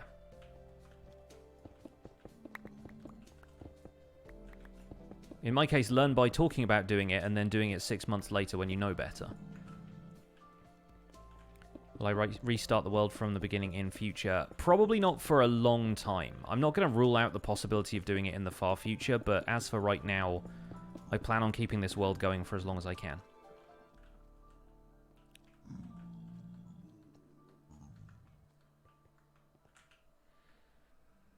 Okay. Yeah, I'm going to need to either stop hoarding netherrack or get myself some more chests. So which do you think I'm going to do, chat?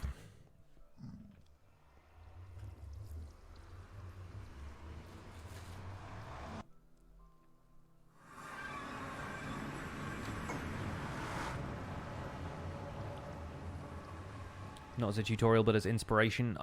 Basically, everything is inspiration. Anything I look at is inspiration at that point. Minecraft is a hoarding game. It is! This is true. Through which audio interface and preamp am I running the SM7B? I have a Behringer Xenix 1204 USB mixer. I'm just running it through that.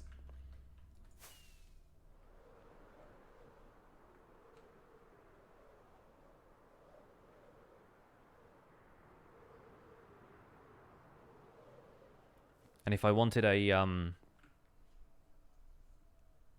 an extra box in between them, I have a Behringer DI box as well, but I don't think it's necessary for a bit of extra gain staging. I think this is pretty good as is. It's a great interface. I had a Eurorack 1204 that didn't have the USB inputs, and when I decided I needed to upgrade that because bits of the wiring were going faulty, and occasionally like I'd have to just jiggle one of the things to get my headphones to receive audio, at that point I was just like, let me just get the Xenix because it's the same desk, but it just has USB interface. And I used to use an M-Audio audiophile USB that is still functional, like it still works perfectly, but yeah, the Xenix just meant I could plug straight into my PC, so I didn't need the USB interface anymore either, which is kind of useful. Did I build all this myself? I did. I did build it all myself. You can see me do that on YouTube in my series, The Minecraft Survival Guide. Thank you for asking. Am I going to use the netherrack for anything? Yes. Can I tell you what that is at this point in time? Absolutely not. I have no idea.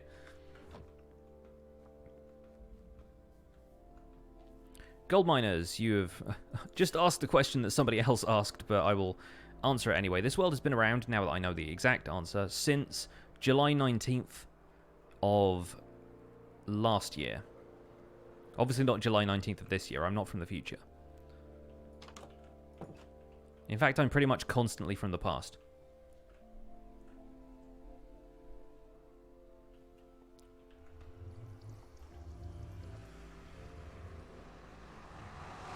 Which biome has a better chance of spawning mineshaft? Oceans or mesas. Usually a good shout there.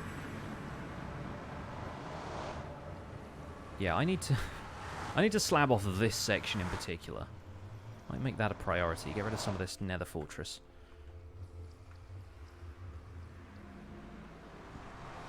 But I think I'll need to make a few more wood chests.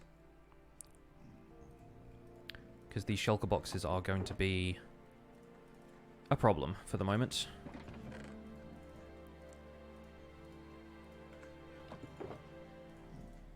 Like, only very temporary solution here.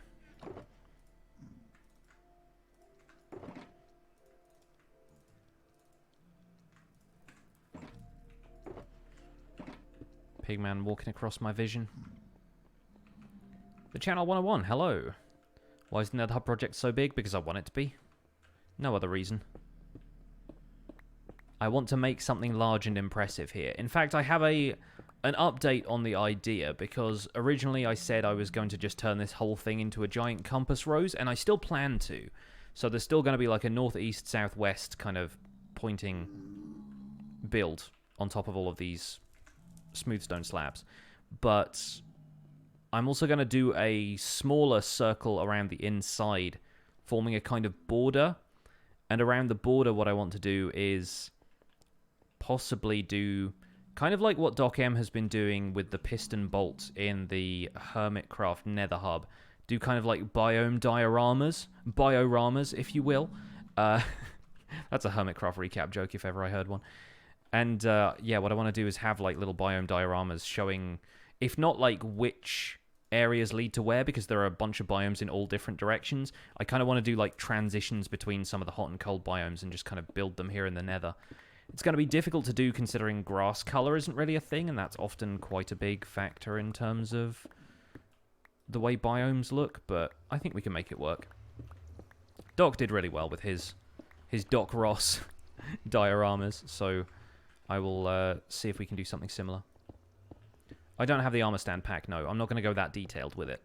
But this is on a much bigger scale than the piston bolt in terms of where I want to build stuff, so I am, yeah, I'm going to see what I can do. But it's going to be super fun to do some of those now that we have access to smooth stone slabs. Not smooth stone slabs. Natural stone slabs. Because, as Whip pointed out to me in his tour the other day, you can use natural stone slabs now and they just look like regular stone, except they're spawn proof. Like, you just put a top half slab down, and unless you're right up close to it or you've got some other stuff around it to compare it to, you're not going to know the difference. So it's very useful for stuff like that, for spawn proofing areas that still look like flat stone. It's very neat.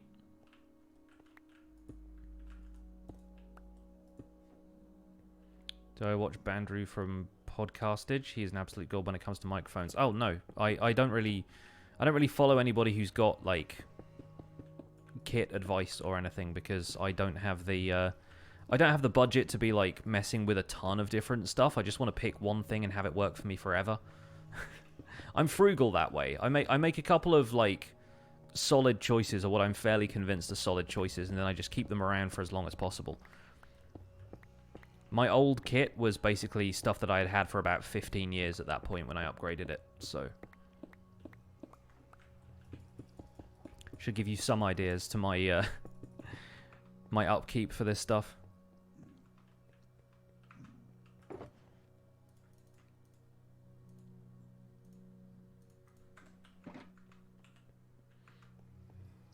What are my thoughts on mods like Matica? I think they're very useful, and I don't know why anybody would be against them, really. M. Perksy has subscribed with Twitch Prime. Thank you so much for the Twitch Prime sub. Enjoy your emotes. Welcome to the Pixels. Appreciate the support. Take good care of your stuff, and it'll hopefully take good care of you, which is why I have attached this microphone to my desk chair with a microphone arm. This is me taking good care of my stuff. Occasionally nudging it with my back when I sit down. I really need to get a better setup. I need new desks. That's the next thing. I'm going to have a bit of a desk buying session at some point. Can you put a shulker box in a shulker box? Nope. Doesn't work that way.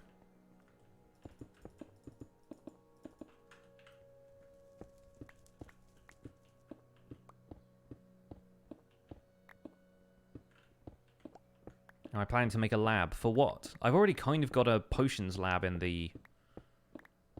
whatever you call it. The swamp. In Old Town. Have I ever played a Dark Souls game? No, I have not. I've played various games that have been described as the Dark Souls of something else, but I've never played an actual, like, From Software Dark Souls game. The main reason being nobody would watch me play it. And I guess I could play it for myself, but... a lot of my gaming is done just in Minecraft and on camera.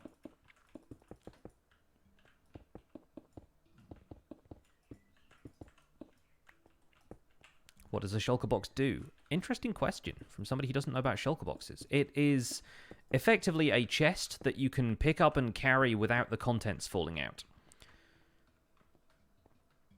So right now, this is a shulker box that's full of netherrack and stuff like that. If I break it, I just pick up a shulker box and its contents are listed here in my inventory.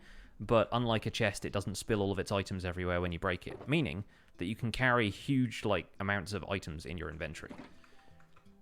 They were released as part of, I think, the 1.10 update. When 1.9 came out, shulkers were introduced as an enemy mob, but they just didn't do anything. And then as of 1.10, I think that's when they introduced shulker boxes, and they have been one of the most significant changes to Minecraft in recent years. If you know D&D, it's a bag of holding. Basically, yes. And no, it's not modded. This is 100% vanilla. It is... yeah, this world has never been modded, except for using Optifine client-side, but that's it. And I guess maybe that one time I used Bounding Box Outline Reloaded, but that's really not a... not a content mod. You know what I mean? But yeah, it's essentially like it's like the modded ender chests where you can choose like the color code on top of them, and that's kind of the same inventory everywhere, and you can kind of take them with you, except not, I guess. It's like any kind of bag of holding mod. If you know life, it's a regular box, because those also don't spill your contents when you pick them up. That is very true. Then again, Minecraft is quite, like, is geared around the idea of breaking things. Like, when you break a chest, that's like you actually breaking it, except in real life, when you break something, it doesn't just drop as a perfect representation of itself. And in real life, you also can't carry around hundreds of thousands of gold blocks in your pockets, but welcome to video games, I guess. It's Tuesday, we don't break things, we chop them. That is true. That is true.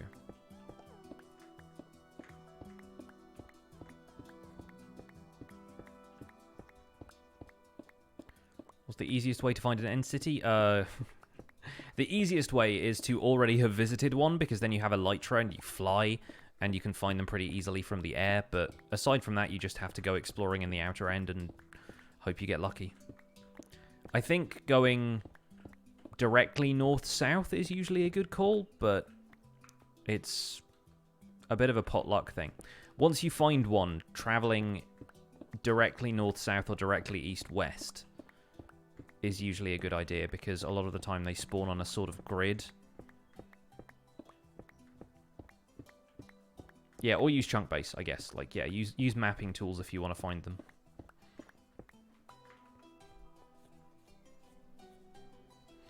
Increase your render distance if you can. Don't do that if you're on a server, though, because most servers have like a limited render distance, and the most it could possibly go to is 16, but a lot of the time it's only set to like 12 or 10.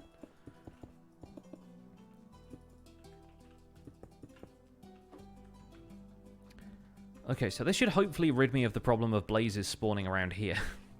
They'll probably still spawn in that doorway and shoot me because they're idiots, but we'll see. We'll see if it's less of a problem now.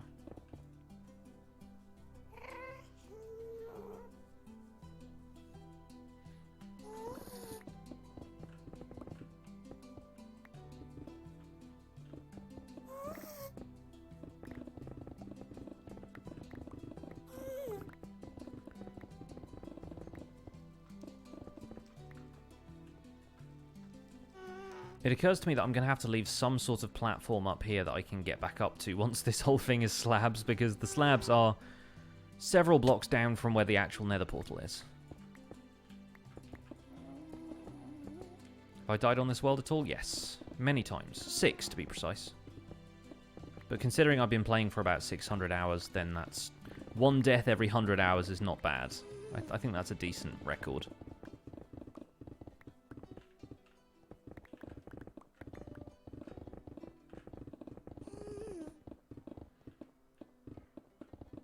Build a pyramid going up to the portals? Probably not.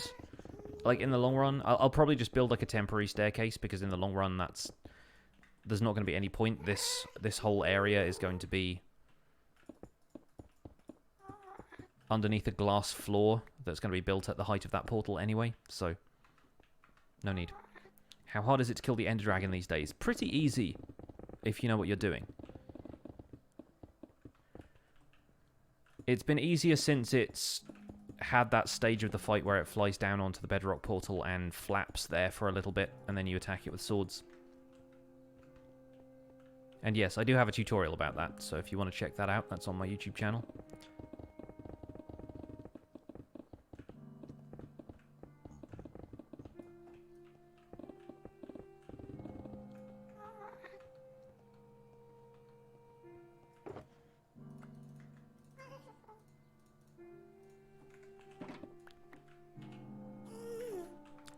Collect a little bit more of this and go back to the overworld and get some wood for chests.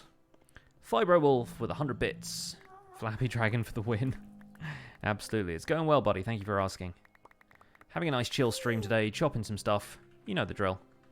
You know how we do.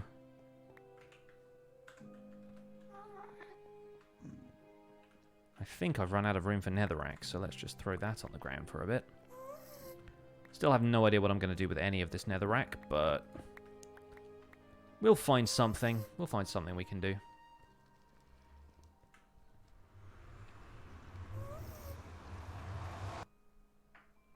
It's a very easy way of shooting the caged ones. From the top down. Just don't get caught in the explosion. Or you pillar up to the corner, break 1 iron bar, and then hit it with a sword while you're still crouched behind the obsidian, because then the blast radius won't affect you at all.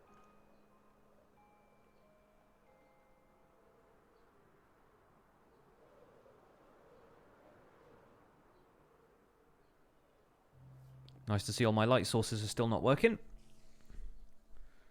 You always have the worst luck and the dragon knocks you into the void. It sucks when that happens. Yeah, it's happened to me before. The first time we launched my Patreon server, that happened to basically everybody who was participating in the dragon fight. We spawned on the platform. The platform was out over the void. The dragon swooped down and knocked like 5 or 6 of us off. It was pretty funny at the time, but also a nightmare. We were doing that on stream as well. It was the first dragon fight we ever did.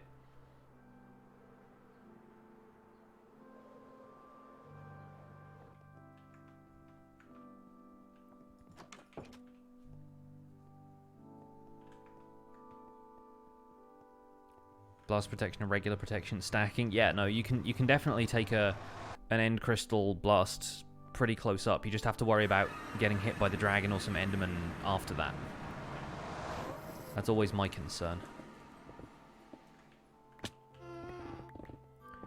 My main house is so simple because I built it back in the early days of this series, and I've never really decided to remodel it because it's a nice staging area for everything else.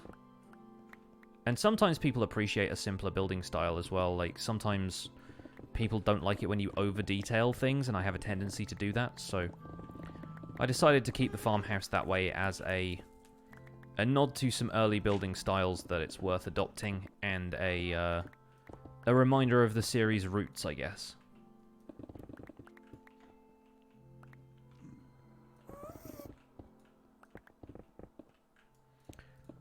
Have I had any villagers reset after the 1.14.1 update? I think a couple of them might have, yeah.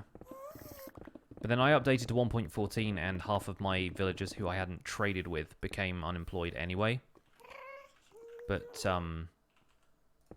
yeah, I don't know if 14.1 has done that to any of the others, but I did notice one villager the other day who had a label above them, who maybe I hadn't encountered before, or maybe they were a villager with a proper job before, had actually reset. So yeah, I don't know.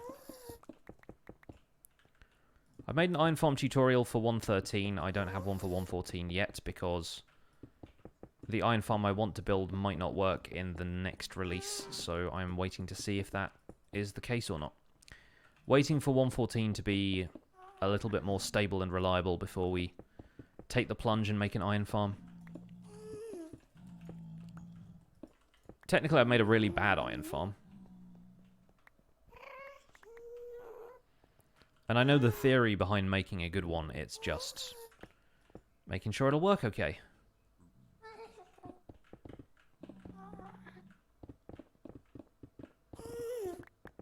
It's a lot easier to make an iron farm now, though. Like, it's harder to make a good one, but it's easier to make just an iron farm. All you gotta do is put enough villagers, beds, and workstations in a space and provide a spawning floor for the golems, and that's more or less it. And then continue as you did before. But in actuality, if you want to not lag out your spawn chunks forever, then you might want to do a slightly more efficient design.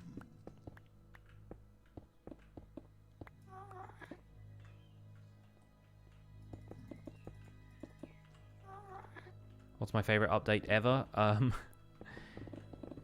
think the update Aquatic is probably the best I've seen Minecraft for a while. Once the bugs with that were sorted out, because, you know, in case anybody has forgotten, COD used to cause memory leaks. And, yeah, there were a lot of issues with the update Aquatic in general, but as far as content goes, that was a great update. It changed so much about the way we do things. It introduced bubble columns, which are one of my favorite things for technical purposes for a while.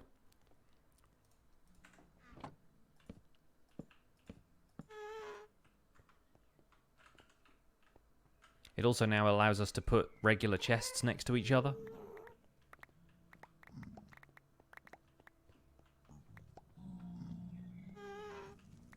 Java is memory leak? Yep, pretty much.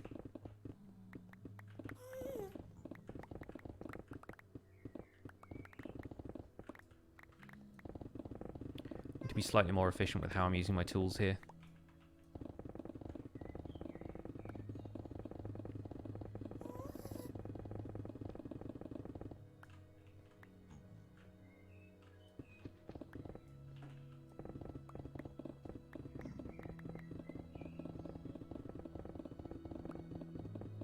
Imagine Minecraft in C#.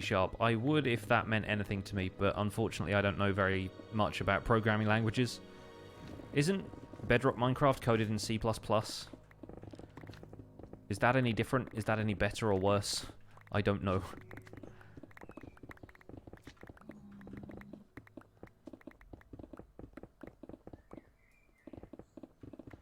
If you say C#, that just makes me think of, like, musical key signatures. Minecraft in the key of life. Ow! You big bully! In before most noobish death ever.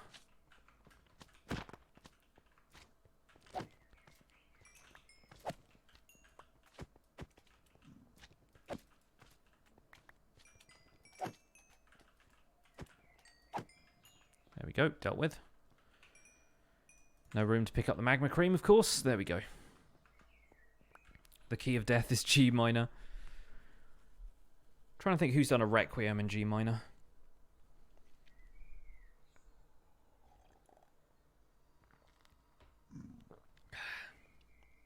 Minecraft HTML5. That's Minecraft Classic now.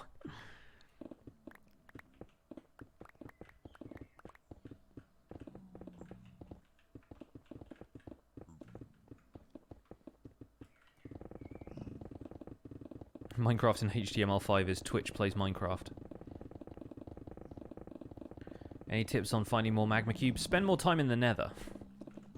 Literally the only thing. Like, think you can just sort of find them anywhere, as long as there's a flat enough place for them to spawn, because they're quite big, their hitbox is large, they need some spawnable space, but yeah, just explore the nether. There isn't really a way to farm them or find them particularly reliably.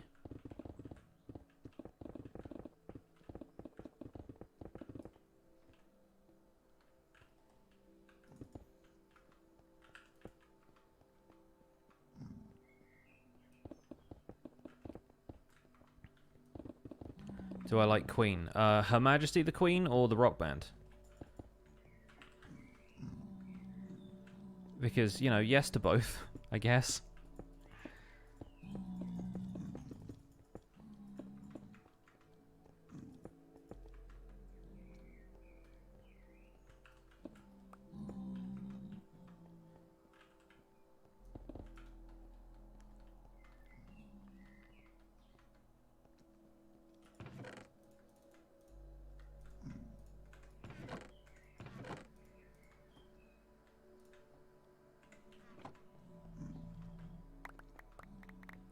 Favorite kind of music? Basically anything. I'm not into the heavier forms of metal, but I've dabbled in some heavy stuff. Hi. I mean, all right. Not quite sure what that ghast was doing. Apparently, I was trying to wear him as a hat. He was trying to, like, Mario stomp me. Just like, hi, I will land on your head now. Squish. Don't work that way, mate.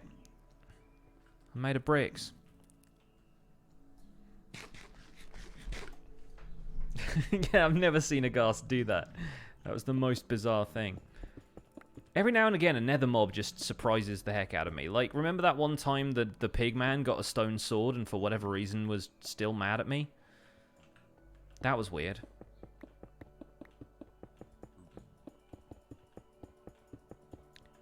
And then the chicken jockey and now this guy. This joker. Completing the triumvirate of nether mobs acting weird.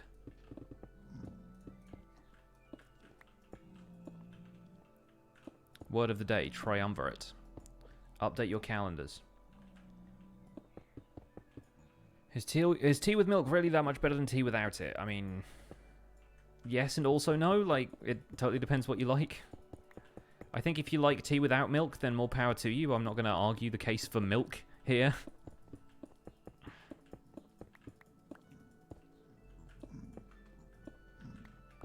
I'm not here to lobby for milk or anything.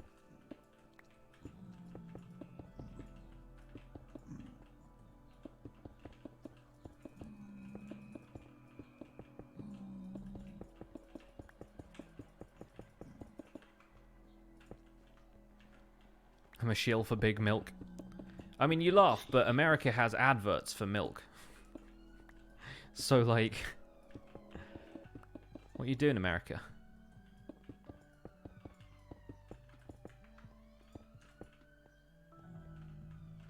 In Canada, milk comes in bags. Oh yes, the famous bag milk.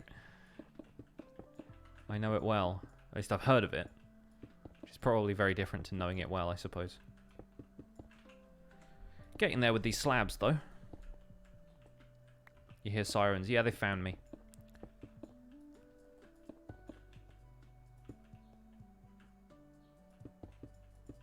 The Accrington Stanley Who Are They advert was for milk. Really? I don't recall milk ever having been advertised heavily on British TV, but then... I don't watch adverts much anyway. To be fair, people advertise, like, bread, but that's specific bread manufacturers as opposed to just, like, you know, milk. I get that there are probably different dairies out there, but they don't tend to take out commercials very much. Yeah, the Got Milk ads are bizarre and I kind of agree. Occasionally very inappropriate.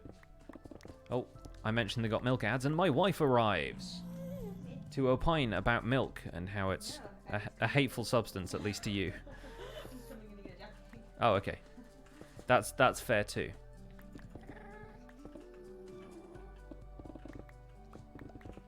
Somebody earlier accused me of being in the pocket of Big Milk. What? have you to say about this? We buy too much soy milk for that. Oh. It's true.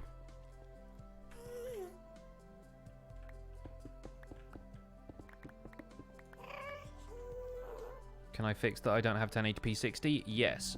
Can I then guarantee that anybody else would have quality options? No. The reason I stream in 720p maximum is because, as an affiliate, I don't always get quality options, which means if I stream in 1080p, sometimes people with lower, like, bandwidth and worse quality internet connections just cannot watch. And I would rather my stream be accessible to more people than just have a focus on quality. Because let's face it, I'm playing Minecraft. This is not the fanciest looking game. You can deal with it being 720p. I've even resized my GUI.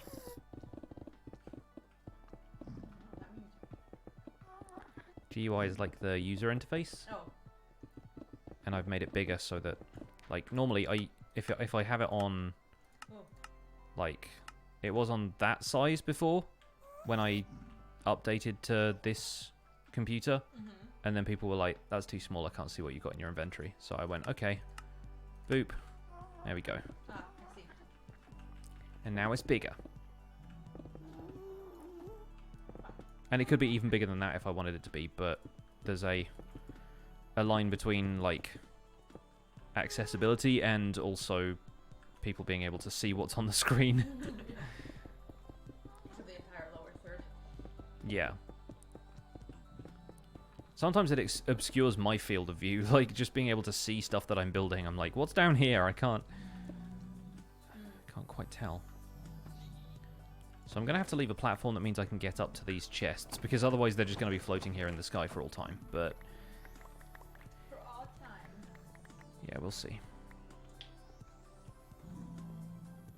You alright? Yeah. Getting Yeah, just like I'm just here to eat Jaffa cakes. Yep.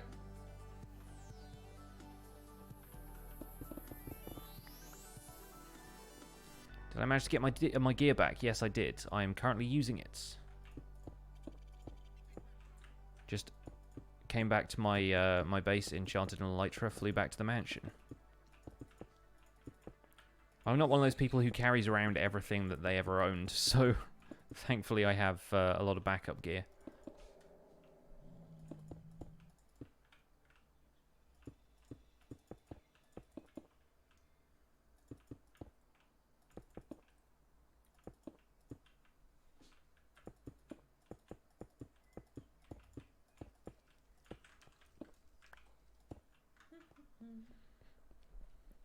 Nom, nom, nom. Can you spawn the Wither in the end? Yes. That is the way a lot of people choose to kill the Wither easily, by spawning it in the Bedrock under the end portal. It has on occasion gotten out. And in theory it can attack the dragon, but more often than not it goes after the Enderman because they're an easier and closer target. The Wither does not just, like, naturally fight the dragon, much as everybody wants that to be the narrative.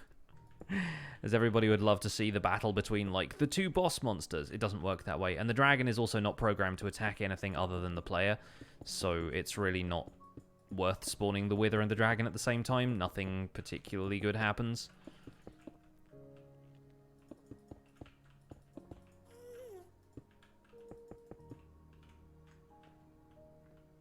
Alright, Liara, take it easy. Have a good one.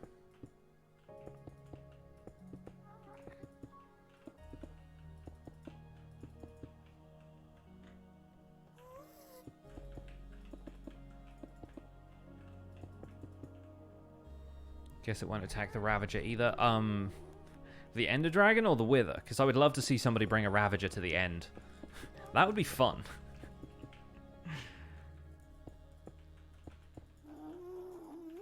Imagine if Pillagers spawned in the end, though. But no, I'm pretty sure a Wither would attack a Ravager. There's nothing really stopping the Wither attacking stuff. Like, it's just programmed to attack anything. Withers will even attack other Withers. Oh yeah, the Ravager in the end is definitely doable.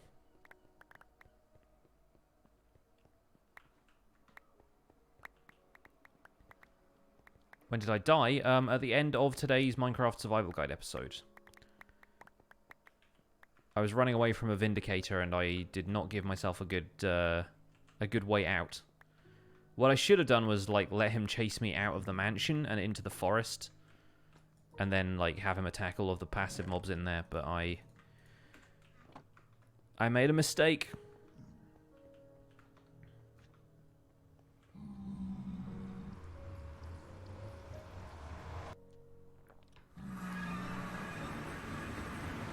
Now that you can essentially farm Vindicators from raids, I would love to try and have a bunch of Johnny Vindicators fight the Wither. That would be fun. In theory, you could do it before, but you would be wasting them a little bit because you would end up pulling so many of them from various woodland mansions.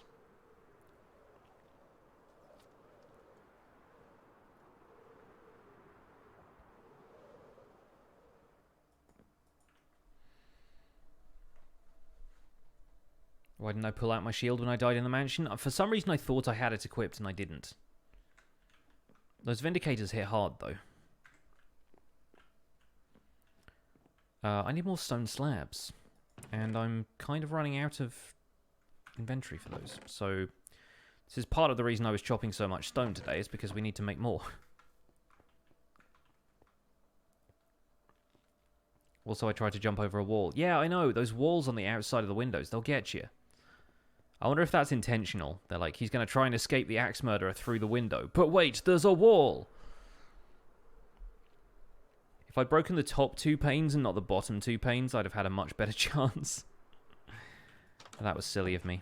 I also didn't switch to my chest plate, but I was relying on the idea that I had Elytra and I could fly away from any conflict. Which was not advised, it turns out. This is done topping up now. There we go. Which football team do I support? I do not have a affiliation of any kind to a football team.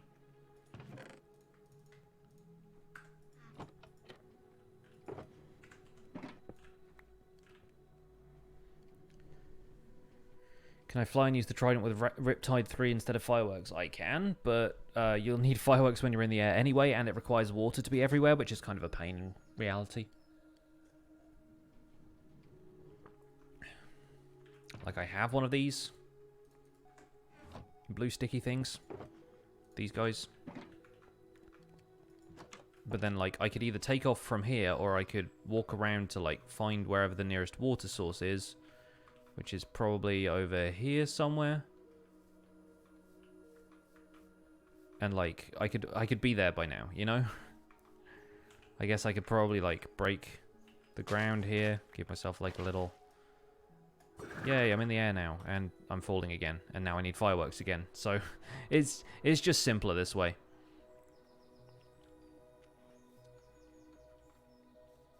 Or rain. Rain too, but then I sleep so often that I don't really see rain in this world all that much.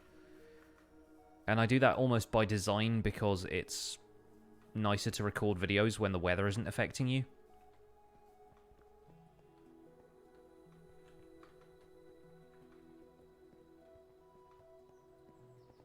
Yeah, the reason I'm not using blast furnaces is that they only cook ore blocks, and the only ore blocks where that's actually useful are iron and gold, which I have a decent amount of, but it's not going to help me with stone at all.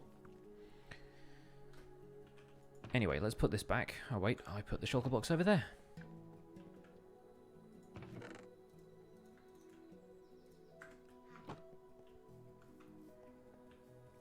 Once again, where am I going to find some water? I guess I'll jump in the river.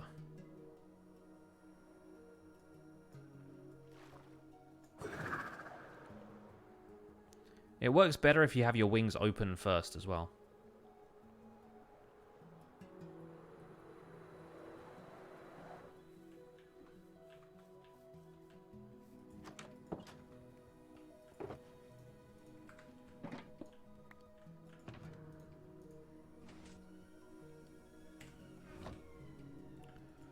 And yeah, in the rain you travel ridiculously fast, but there's very few chances for you to do that, really.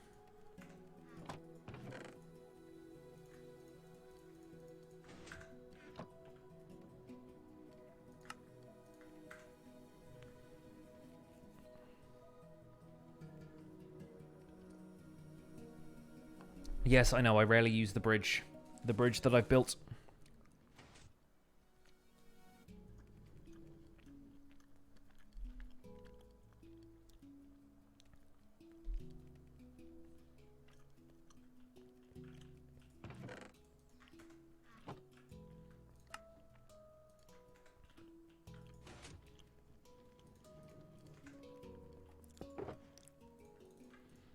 Gonna put these stone slabs in here. Why have I got shulker boxes anyway?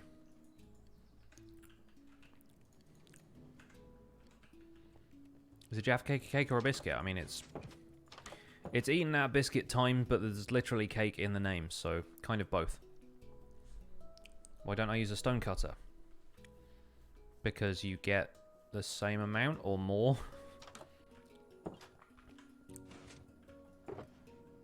Like, there's no need to use a stone cutter when you're crafting slabs. It doesn't save you any materials. Stairs, absolutely. Slabs, nah.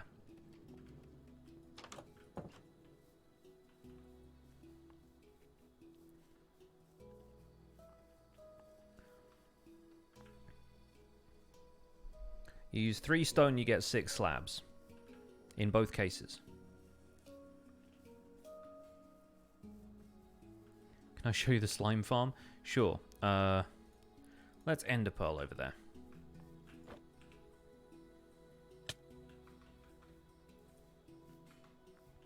Ta-da! Slime farm. To be real, I could show you it, but it's like underground over here somewhere, and I don't have a means to get down there. I just let it do its thing, so there isn't really a whole lot I can show you, and if you want to see it in action, just go and look at my video about it. You don't have mending and all your armor is broken. What should you do? Make more armor. There are resources everywhere.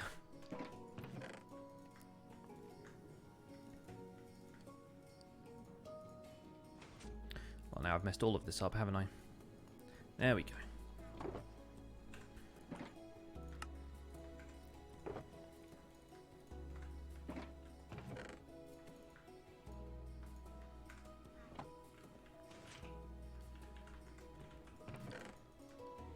It's like playing 3-card Monty with this stuff sometimes, I swear.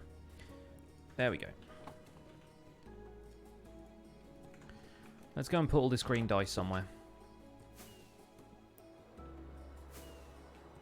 Why don't I use face cam in videos? Because my face is not the point of the video. The point of the video is usually to be a tutorial. And so my face is just going to be distracting. It's also really obvious when you make edits and you have a webcam going. Whereas, you know, sometimes you can edit Minecraft footage to look seamless when it's not.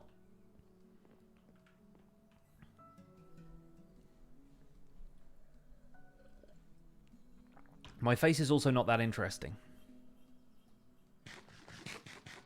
Whereas on the stream, like, everyone's here to kind of watch me and get kind of behind the scenes stuff, so it's not a weird thing to have webcam.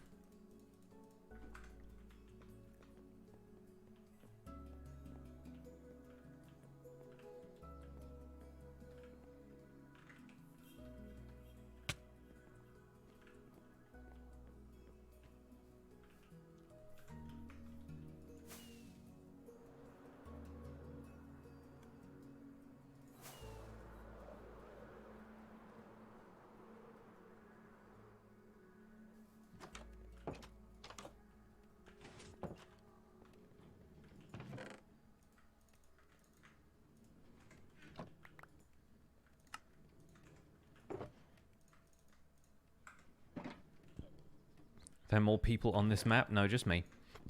This is my single player world.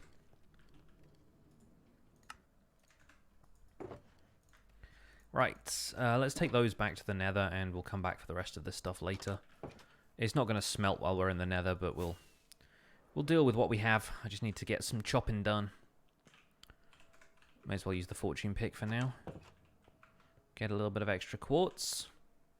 You're on console. Mine Atlas doesn't work for console, so how do you find a slime chunk? On console, I'm pretty sure slime chunks are in very specific locations. Always. Like, whatever your world seed is, the slime chunks are always in the same place.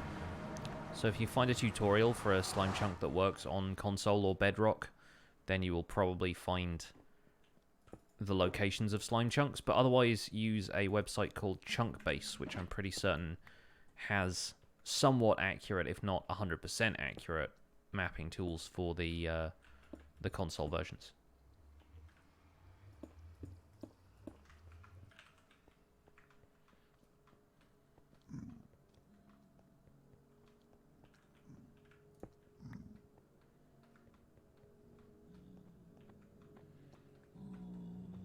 Yeah, Chunkbase is usually pretty reliable. Does Mine Atlas not work for console? No, it's a Java thing.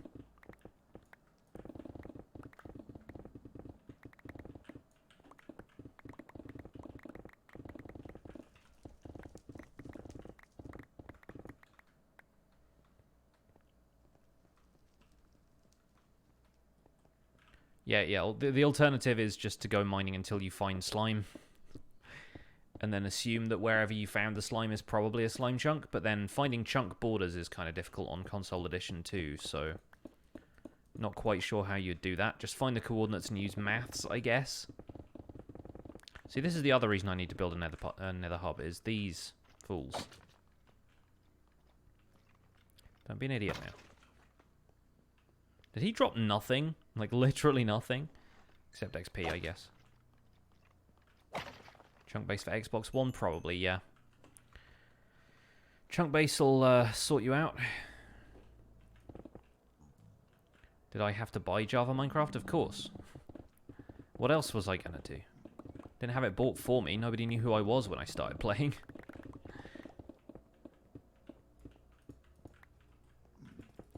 A lot of people still don't know who I am now.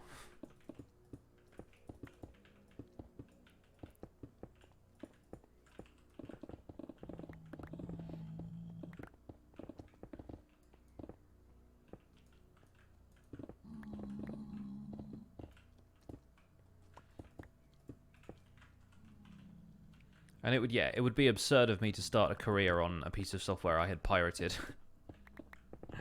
That would just be a step too far, in my opinion.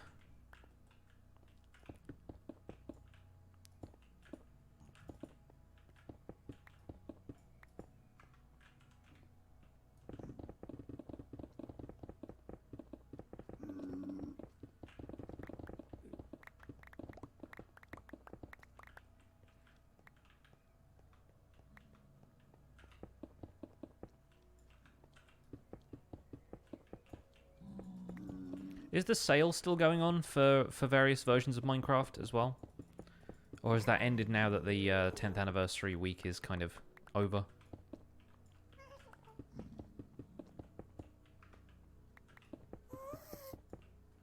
Oh, don't worry, I'm not going to hit the pigman.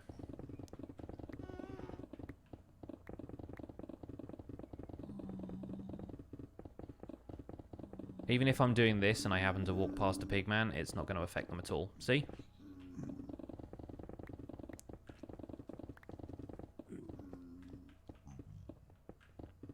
Can mine all the way around that pigman.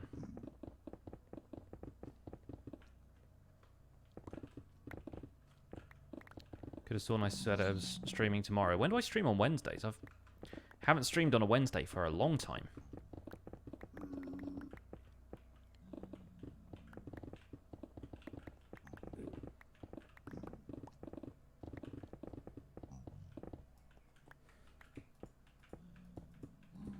Enjoy your new home, pigman.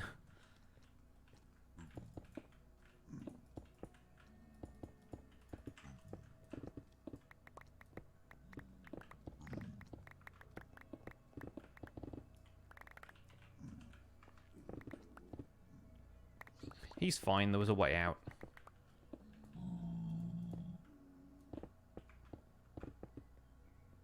This is very thin netherrack at this point. There's like... underneath there somewhere there's a pretty big open area.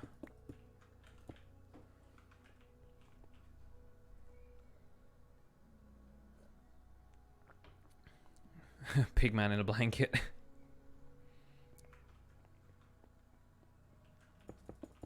How much Indian money did Minecraft cost? I don't know. I never bought it in Indian money.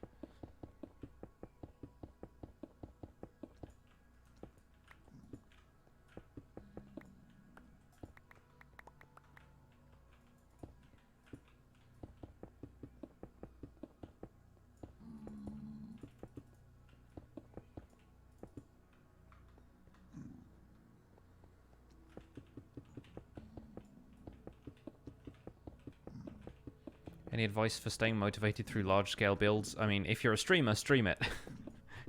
Because then you have somebody to talk to. But to be honest, like, it's about finding something else to put on in the background so that you can just get your head down and do this and it doesn't become boring and monotonous. So find some good music that you like, especially if it's music that suits the theme of the large build. There he is. See, he's got a little cavity to walk down into. Yeah, find some music that you feel like you can listen to for hours and hours. Just like any kind of grindy thing, really. You've just got to stay focused but allow yourself to relax, which is a difficult combo.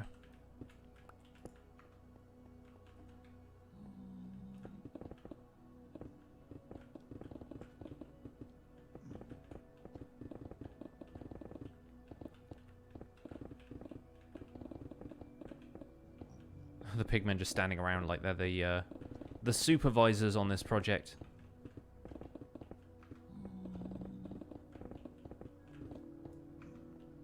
Yeah, we have now completely isolated the netherrack chests. Great job.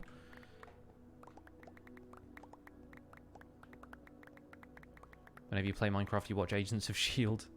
Yeah, that works. If you've got a favourite show that you want to stick on in the background, put it on the tablet or on your phone or on Netflix or something. Listen to my podcast. There's an easy excuse for a plug. Listen to the Spawn Chunks, which you can find through all good podcast services. Put on Lord of the Rings and just go for it. Yeah. Basically that.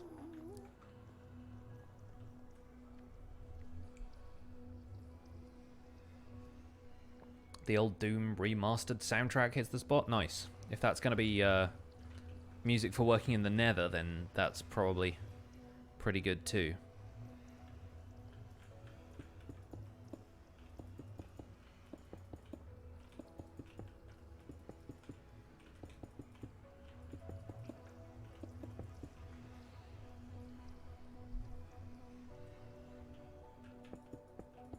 Can I go to the end for Elytra and Dragon Heads? I'm not going to.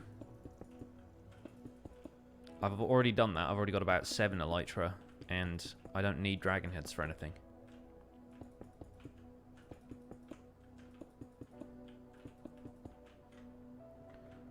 What is the next survival guide episode? Tomorrow I'm doing an episode in which I go and get a bunch of the other achievements, advancements, whatever you want to call them, that have been, you know, on my list to do for a while. So I don't know if you've noticed in the ender chest as we've opened it up throughout this stream, the enchanted golden apple that was in there has gone. So we've completed the advancement for eating all the foods.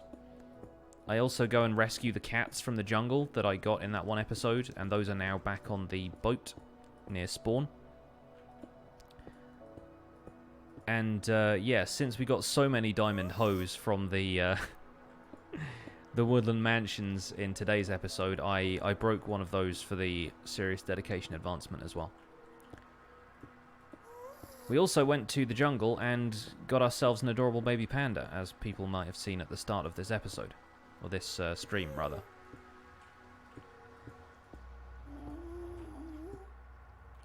Why don't I download more mob heads from Vanilla Tweaks? Because it's not something that people on Xbox can get. Or people on Bedrock Edition of any kind. The whole point of this series for me is that I'm playing a version of Minecraft that looks and acts just like everybody else's version of Minecraft, with the exception, of course, of like redstone stuff that's different from Java to Bedrock and that kind of thing. Like, basically, I'm making a survival guide to vanilla unmodified Java edition. And I'll use Optifine because it helps with the visual presentation of a video, but it's not a content upgrade in any way. And I'm going to cover data packs at some point for an episode, just to discuss the fact that they exist and are an option for you, but I'm not interested in using them for the series.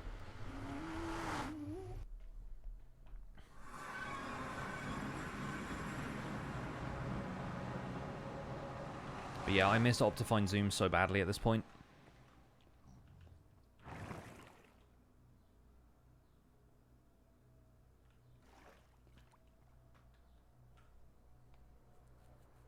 You'll never understand why they made Redstone behave differently between Bedrock and Java. There's a couple of reasons I'd expect. One of them is probably code, and the other of which is that Redstone on Java is supposed to work a certain way, and there are certain bugs that come up in the code that the community has basically adopted as features.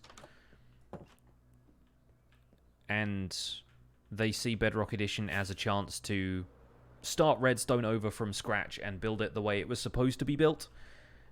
And unfortunately, that means that some of the stuff Java Edition now relies on as Redstone mechanics is not really accessible.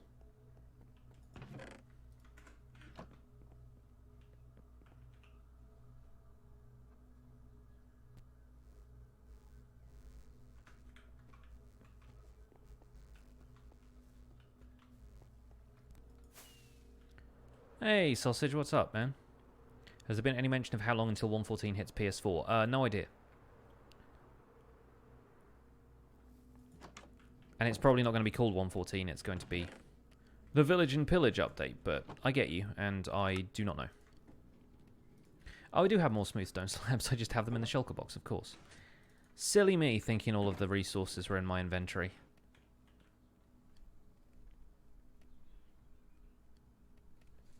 Yeah, if PS4 is anything like Bedrock, you probably have like pandas and stuff already. Oh, I dropped the Jaffa cake. No! Alright, my wife came in for dramatic reaction. Is it okay? Hey, I'm just going to eat off the floor on this stream, why not? It was only on the floor for 2 seconds and it's... The floor in here is very clean. It's not dusty or anything. Filth. Alright.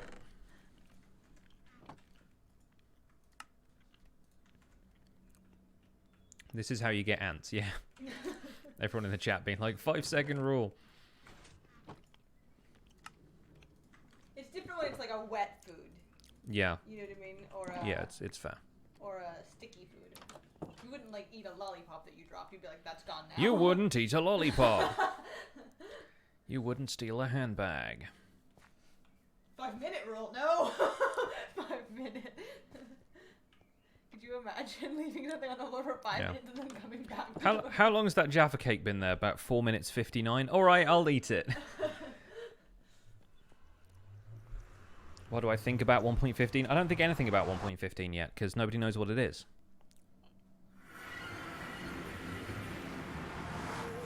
This is coming along nicely, though.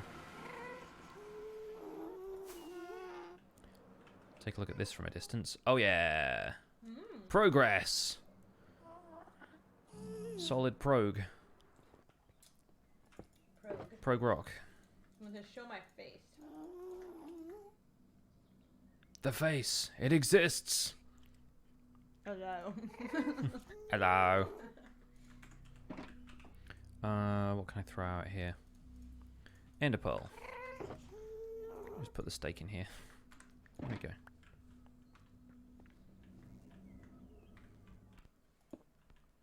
Now you have to Google what the heck a Jaffa cake is. Enjoy the knowledge. Jaffa cake is a little slice of joy. Hello, Tron Creeper. While you're there, look up the Jaffa cake advert with the full moon, half moon bit in it. Speaking of bits, King Yoshi with the 55 bits. Bits to King of Recaps from King of Yoshis. I'm a fan, my man. Thank you so much. Thank you for the bits. Appreciate the bits. Is that purple box another inventory? Yes, welcome to the concept of shulker boxes. Do I work anything but YouTube? I mean, I'm on Twitch right now. Does that count?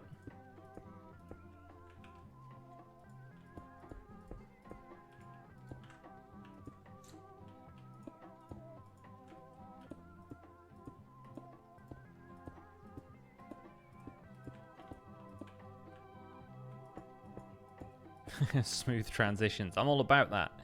That recap life.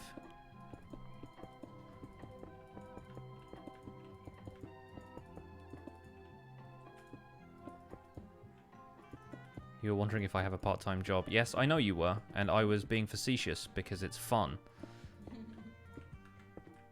Yes, I do have a part-time job.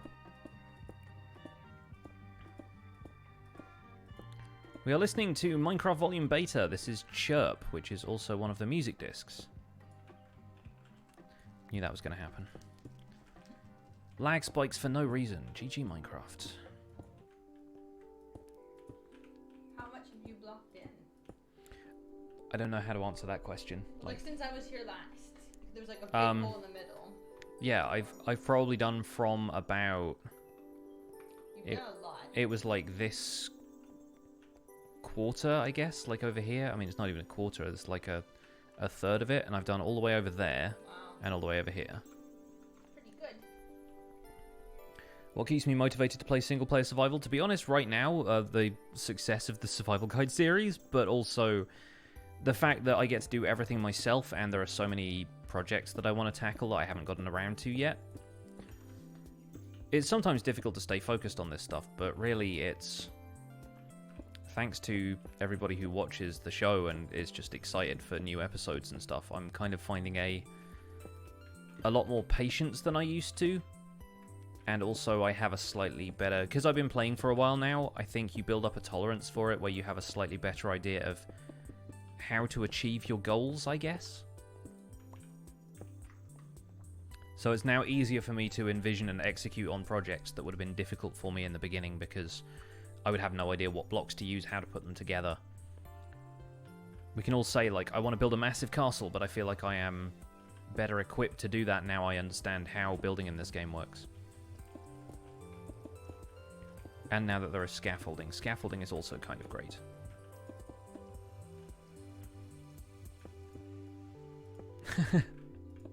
Total Eclipse, you found the advert. It's so funny.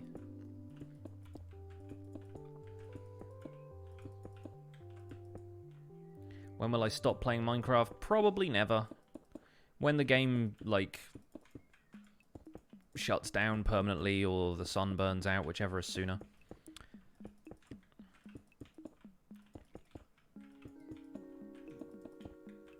Yeah, I can't answer that question because whatever's going to stop me playing Minecraft is an event I cannot foresee at this point in time.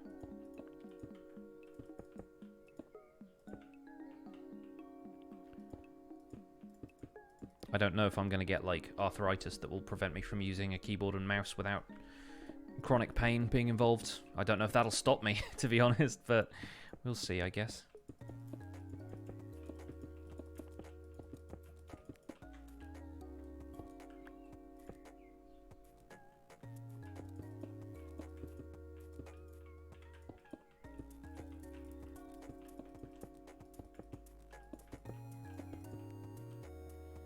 By then you'll be able to hook up a wire to your brain and control it with your brain. I've seen a video of a man controlling Minecraft with his eyebrows, so let's be real, it's not particularly far-fetched at this stage.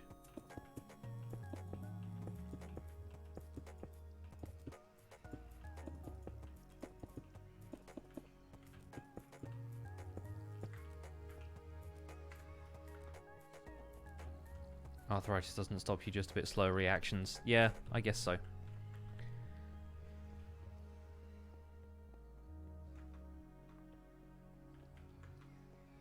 Hook up Minecraft to Rowan Atkinson's eyebrows. Or Emilia Clarke's eyebrows. Or Emma Watson's eyebrows in, like, the third Harry Potter film. The eyebrow acting. Everything is up here like this. We have to talk to Dumbledore. Everything is just punctuated. Speak of Brooklyn and I saw pump pump. Yeah. Commissioner, what's the guy's name even? I can't remember. How's pump pump? How's your pump wife pump? Too many pumps. I felt it. Is it Podolsky? I feel like that's always like a cop name.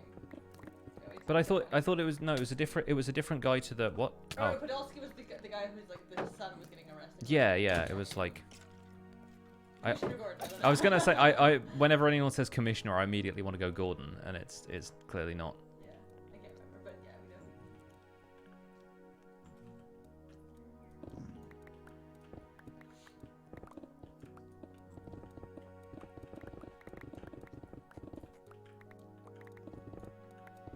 Any ideas for Minecraft projects and base inspirations? My go-to is always build a museum and collect one of every type of block and item in Minecraft and display them. Something I plan to do later in this series, because it'll be fun. Yeah, I gather Optifine preview for 1.14 is out, but not for 1.14.1. And considering 14.2 is probably going to be out soon as well, might be best to wait before you upgrade to Optifine. It'd be funny if Optifine pushes a fix that resolves the chunk rendering issue, like after the Minecraft devs have had it solved for over a week. Oh, hello. that was just like a right foot got singed moment.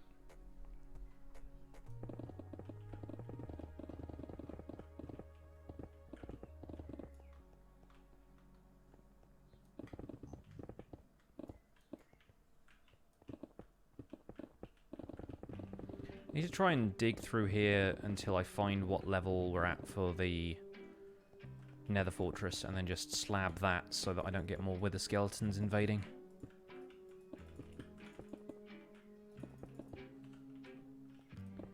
Yeah, I have fire protection on all of my armor now, so lava's not going to do damage to me for a while.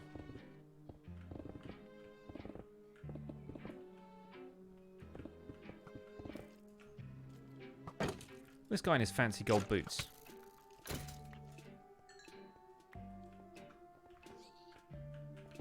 Skeletons run so much now. Might start playing Minecraft again. It looks really fun. Yeah, I make it look fun when all I'm doing is mining netherrack and placing stone slabs. Such fun! But I'm glad you're enjoying that at least. I tell you what, speed mining netherrack, speed mining any kind of block is still pretty fun.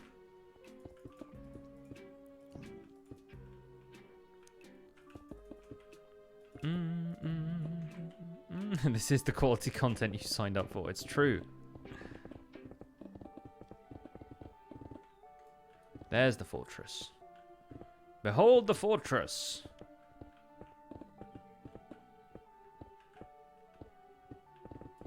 Okay, so this is the level we need to be at, depth-wise.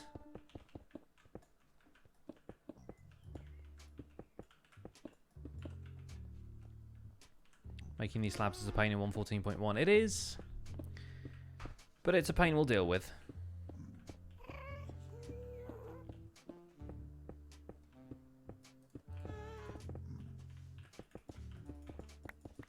Excuse you?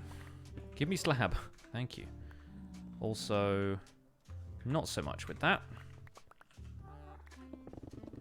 Do do do do do do do. Ah, okay. Well, now we know what's going on here, don't we? In before skeleton, in before skeleton, in before skeleton. That was a pit of no thank you.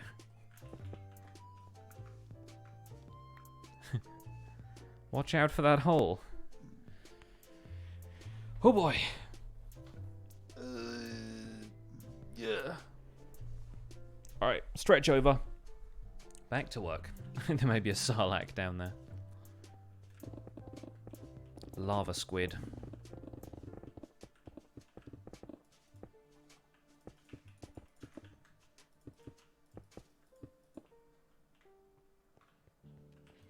Do do do do do. I also need to go around some more of the walls and fill in these areas with stone so that the perimeter is the same. Do do do do do do do do do. Fall through the hole, cue the roundabout music. Dum dum dum dum do do do do. So I bet you're wondering how I got in this situation.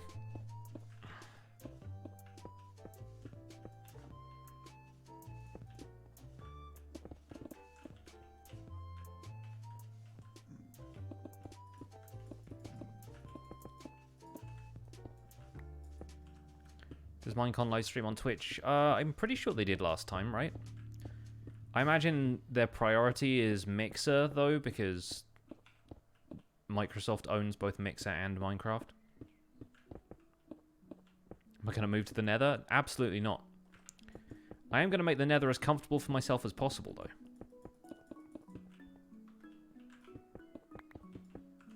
Which means fewer pigmen, fewer ghasts, less wither skeletons.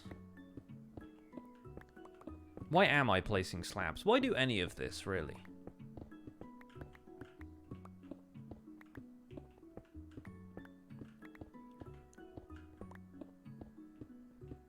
The answer is because I want to and because slabs are spawn-proof. Okay, apparently just firing rockets off constantly.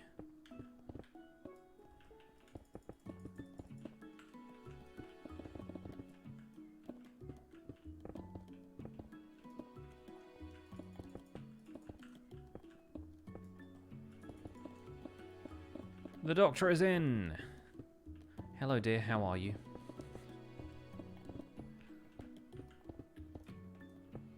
Ever make a minecart elevator? Several! Both the clickable kind and the redstone-ified kind. In fact, a minecart elevator is probably what's going to happen for the central column of this Nether Hub.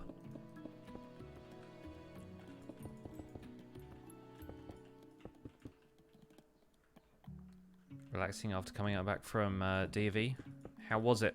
Did you lose any children? No need to answer that if it didn't incriminate you.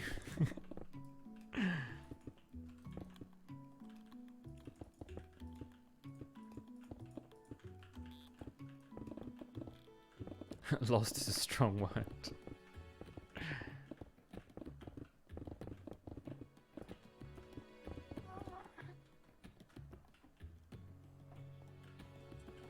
Am I planning to go to the next Minecon? Well, because it's a live stream thing that is probably fairly, like, low in attendance, no.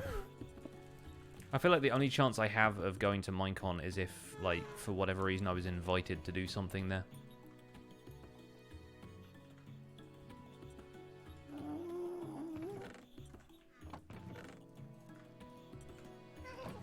Or if I, like, submitted a panel, because they're apparently accepting offers for people to do panels, but I have no idea what I would do.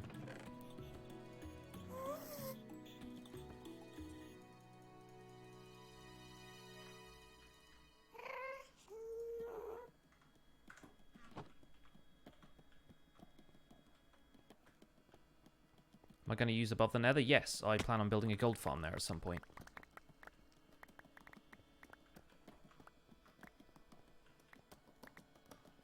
Is this Lost? No, this is Patrick.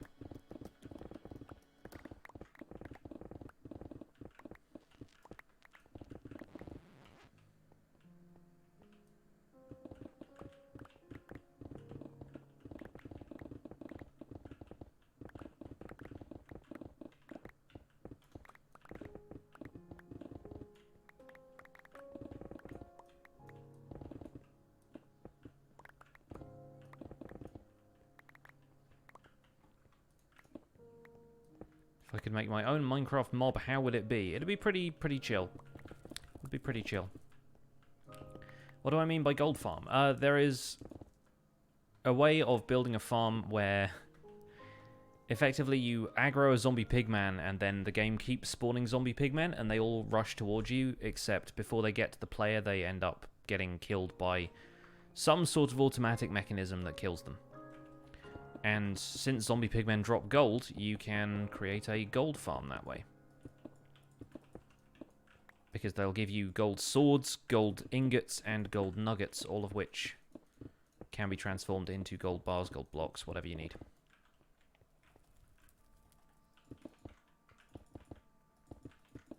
You see them a lot on large multiplayer servers, especially because of the amount of gold people want to build with, make powered rails with, that kind of stuff. Can also do a non-XP version with turtle eggs, which I've actually built elsewhere on this world, although I haven't been back there for a while because it involves AFKing there, the farm is relatively slow. I was at one of Minecon's live streams, so why did I not get a cape? I didn't actually attend the live stream as part of the crowd. I went to an event they were hosting in London where the live stream was shown. It was essentially a watch party, but slightly more official than that. But I've never attended any Minecon that was one they were giving out capes at, because they stopped doing that back in 2016, I believe.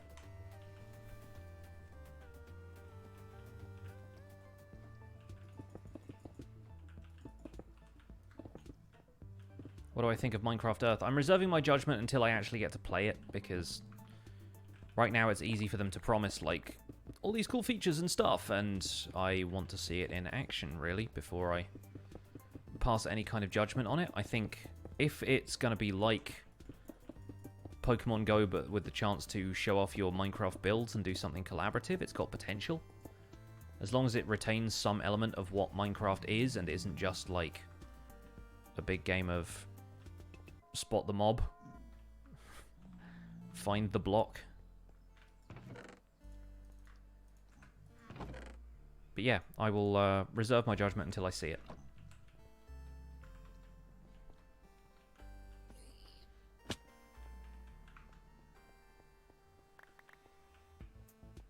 Can hear an ice cream van. Good day for it, I suppose.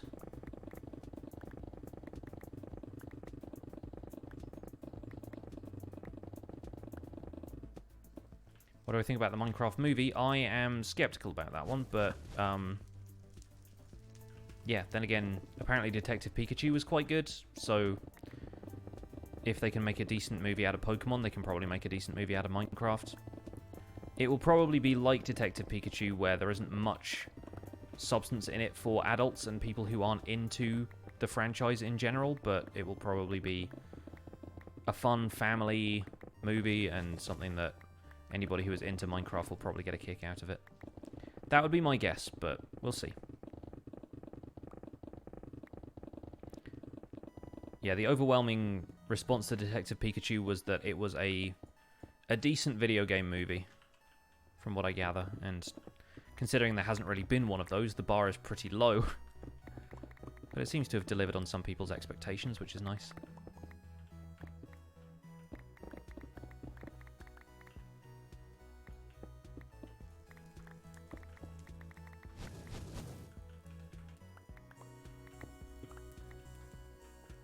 Where is this? Oh, there he is. Hi.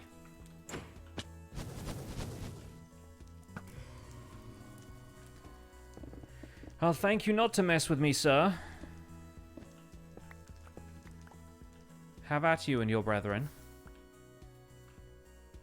I swear I had another one over here as well. Oh, there he is. Hi.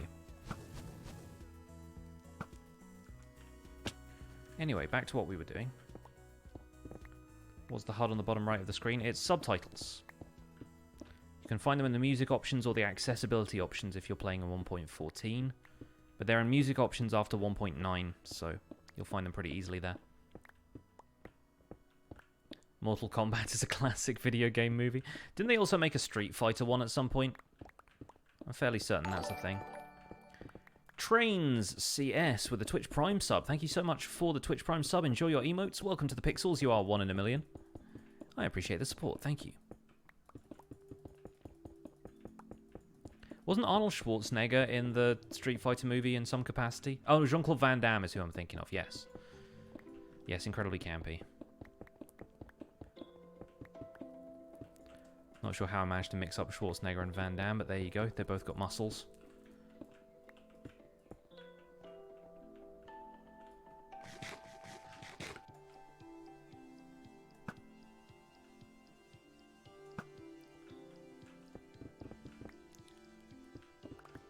Oh, and that was Raul Julia's Bison as well, of course. What a legacy to leave behind, the Street Fighter movie.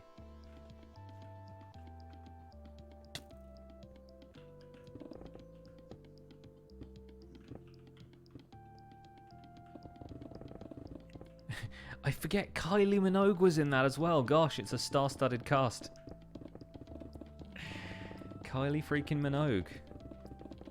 That can't have been her film debut, surely. She's been in other stuff, right?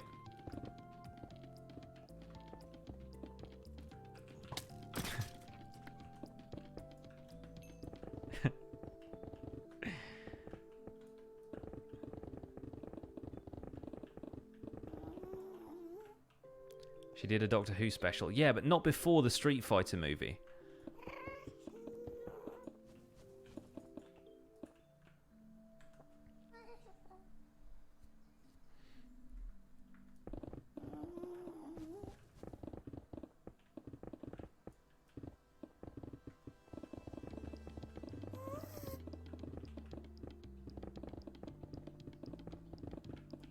Oh, almost walked into that one as well. Wasn't she the Absinthe Fairy in Moulin Rouge? Again, was that before or after Street Fighter? I'm not as concerned with her other film appearances as I am with Street Fighter being the first one.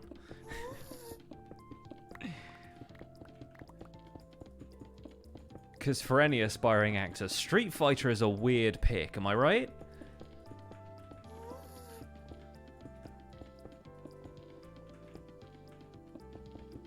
I'm a glamorous pop star looking for my break in the big movie industries. Let me feed you a movie based on a video game where people fight in the streets. I'm just wondering what the pitch was, you know? I'm just confused by that in general. Somebody get her IMDb up and let me know.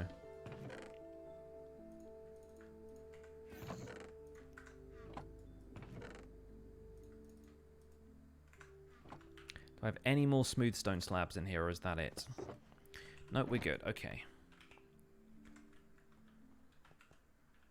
She was in Neighbours. Right. Of course. No, screen presence. There we go.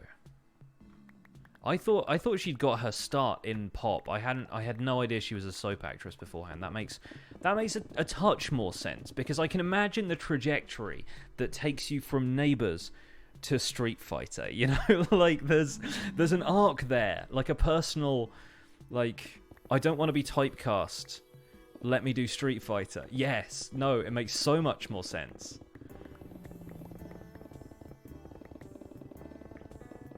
Even going Neighbours, pop career, Street Fighter makes more sense than just going pop career, Street Fighter.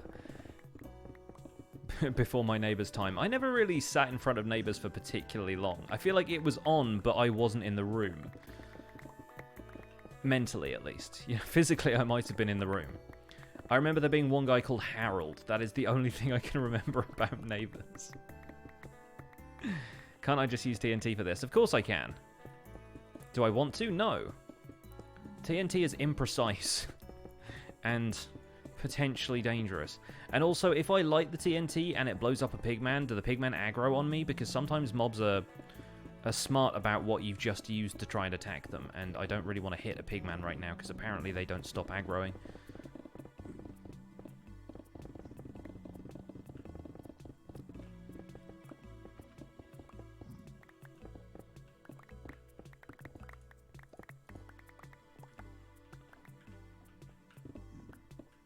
Just like, yeah, the revelation that she was in Neighbours, of course, of course.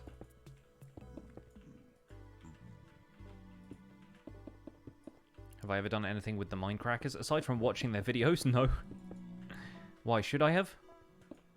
OMG Chad gave me a shout out once, that's about as much as my contact with them has been. Do I need to fix my pickaxe? It's fine. Probably got like 150 durability left. Yeah, 155. They're fine. You guys are so tense.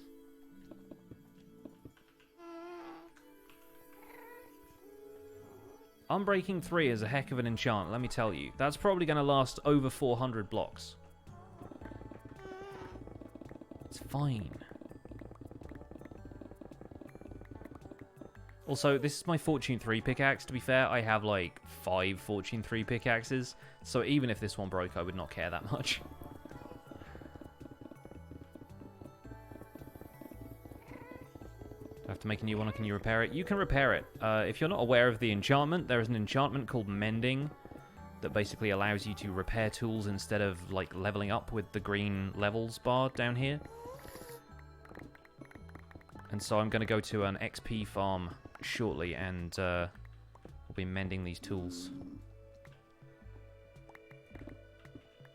Oh my goodness, again? Is it happening again? I see emotes popping up in my chat.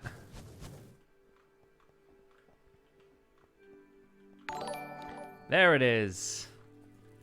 Hello everyone. Hey. The Azuma raid is coming in hot. Speaking of which, we got blazes. Ah, I'm standing in fire. How dare they? Hey, welcome along, raiders. Hello, hello. Good to see you all. Welcome. Welcome along from Azuma's stream. Hope you guys are having a good day.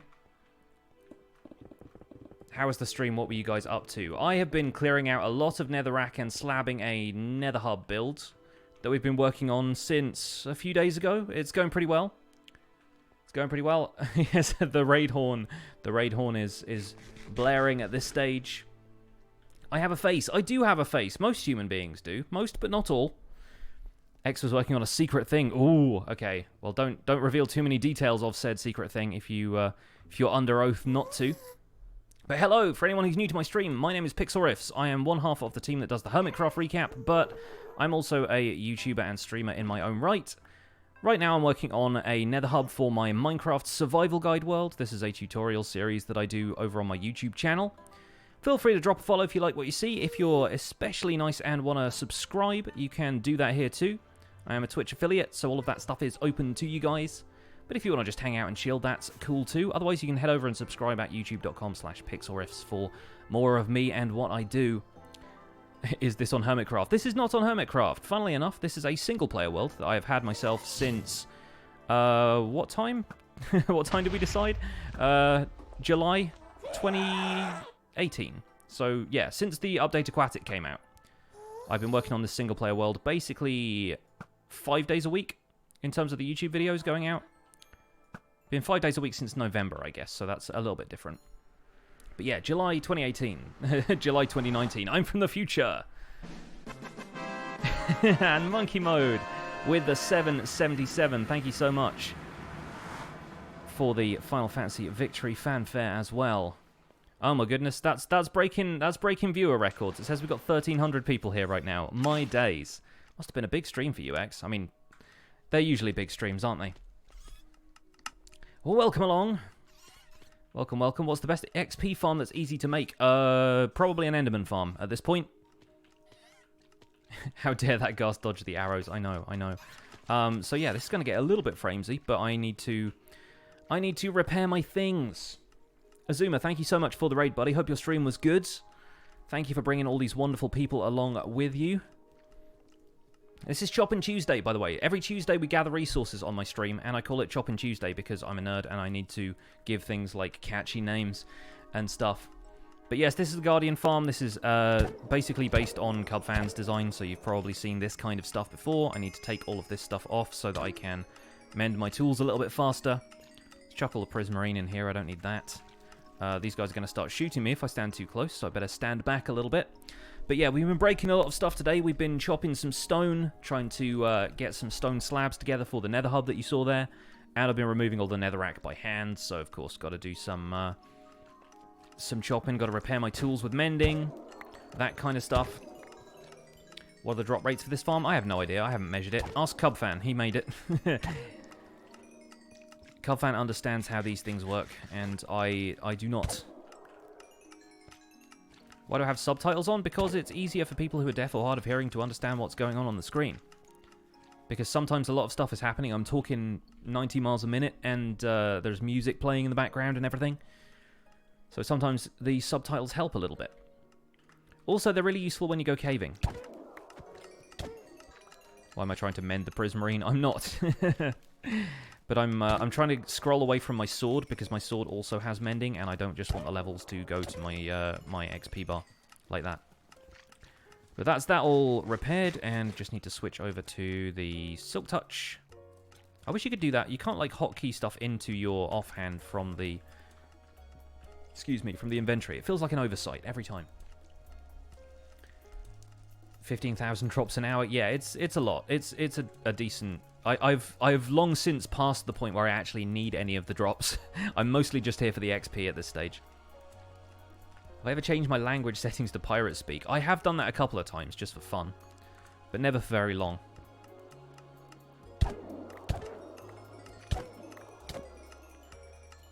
Now I've got a beacon here that's giving me resistance and regeneration, because if I try and use this farm with my armor off, it absolutely destroys me.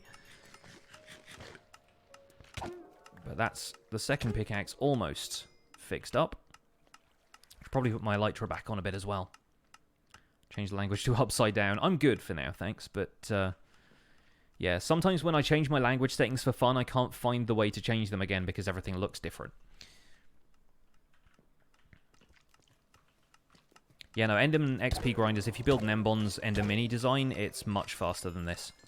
But I just haven't got around to building an Enderman farm for this series yet, so, considering it is something I want to do on camera for a tutorial video, it is something that I will probably not be doing on stream today or anything. Go on, one more Guardian. 2 more Guardians. There we go, that's repaired as well. Lovely! You're not the only person who uses subtitles, indeed.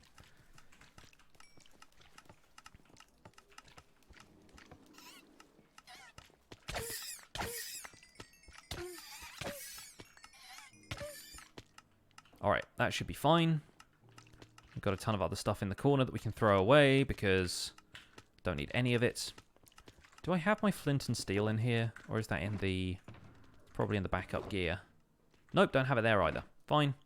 I'll find another way of setting fire to those things eventually. But for now, guess it's back to the Nether Hub. There are surprising layers of noise you don't notice. Yeah, it's very useful when you're caving. It's good for finding where that bat noise or zombie noise is coming from that indicates that there's a cave nearby. So that's what I typically use it for.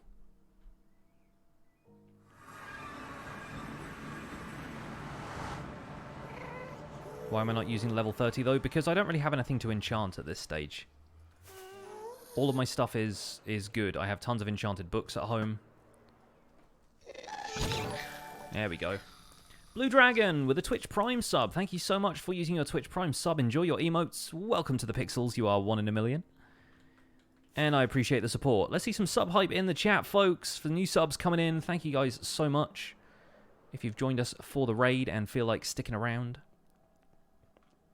How do you make that water elevator? There is a second water column on the right-hand side of it. And all of the observers that trigger the dispensers in the water column I walk into are basically triggered by the water column next door. And all you need to do is have a dispenser at the bottom that places a water bucket. And it updates the whole thing to be a bubble column. It's kind of the same way Doc M used his water column to fire the TNT cannon all at once. When they had the Hermitcraft Civil War arc. It's basically that. And so it switches on all of the dispensers at once, which means it becomes a bubble column in that side. Propels me upward. We have Craft004 coming through with the Twitch Prime sub as well. Thank you so much. Enjoy your emotes. Welcome to the Pixels. You are 1 in a million. But yeah, the idea is that I don't like magma blocks as an elevator thing. I think they are kind of overrated, and people only use them because they feel like they're the opposite of soul sand, which they're not. Because magma blocks basically slow you down. Like, they aren't as fast as, like, a straight fall into a single block of water. And, oh, my armor's gone. There we go. They aren't as fast as, like, just a straight gravity-assisted fall. And as long as it's a safe fall into a block of water, you're usually fine. But I feel like everybody seems to think that magma blocks are a good idea. They also damage you when you walk on them, so why would you do that? Instead, I've kind of set up a redstone thing so that it can be either a straight water drop or a soul sand bubble column, but is never, like... It never requires you to step on a magma block at all. You alright? Startled me slightly. He just came into the room all of a sudden making weird noises.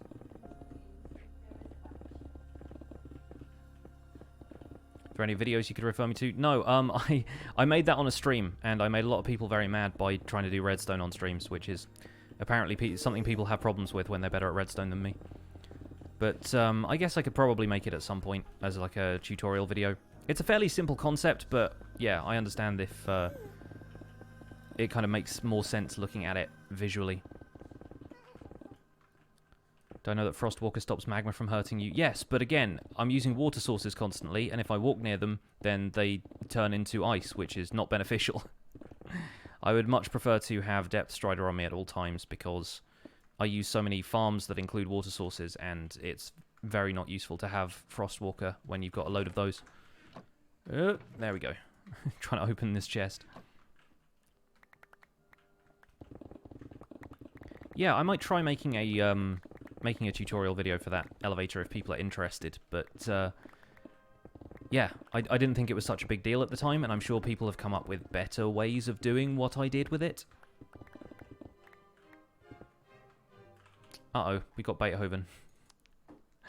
I play with the Minecraft soundtrack on in the background. I have Minecraft Volume Alpha and Beta in like a media player, and the playlist immediately after that is some royalty-free classical recordings that I downloaded a while ago. So whenever Minecraft Volume Beta finishes, it goes straight over to playing, what is it, Beethoven's Concerto Opus number 300 and something. Where is it? Yes, Opus 37. It's just a Beethoven concerto, basically, and occasionally that gets my streams flagged for copyright because it thinks it's a different recording because it doesn't realize it's a royalty-free recording. So yeah, we have occasional interruptions by Beethoven in this stream. I can set the playlist to loop, yeah, but I don't have it as a playlist. I'm just loading it up from like my music. I'm not that organized. I'm not a smart man when it comes to doing some of this stuff. I just let it do its thing in the background.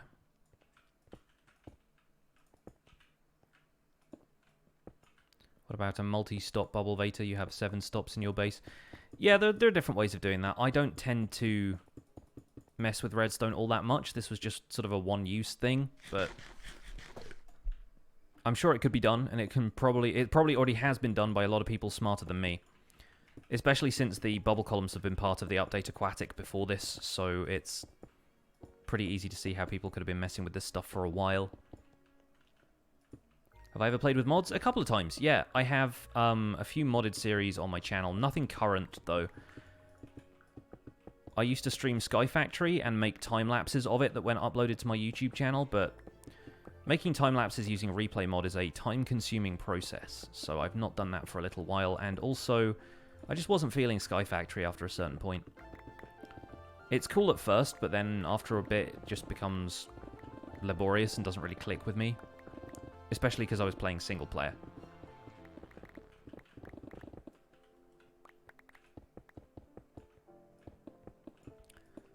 If you're looking for cooperative LPs, yeah, if you go to my YouTube channel, you'll find a modded Let's Play that I did with Python from Hermitcraft. He and I made a series called Minecraft Harmony a little while ago that was based around exploration and some cool stuff in Biome Bundle and a few other interesting RPG-style mods. We had Level Up, Levels 3, and Blood Moon, and a few other little extra bits thrown in there. But it was mainly just so we could check out Biome Bundle, because that was such a cool pack to look at. Sharon W7 with a Twitch Prime sub. Thank you so much for your Twitch Prime sub. Enjoy your emotes. Welcome to the Pixels. Appreciate the support. Yeah, a lot of good memories from that Python Harmony series. A lot of people really enjoyed that as well. So it's something we think about returning to every now and again, but right now we're just so focused on our own single-player series and other stuff that neither of us are really going to quit what we're doing right now to start a fresh modded series. I think everyone's attention is on 1.13 and 1.14 now anyway. Hey, Brownie Bits, good to see you. Welcome along. Do I think I can make a redstone door that opens and closes? I can. I have done several. Without pistons. You should have said that before. Can probably make one with trapdoors, yeah. Or you can just make doors. As far as moving whole blocks around, though, chances are you'll need pistons for that. We taking a summer break from the podcast? No. Don't think so.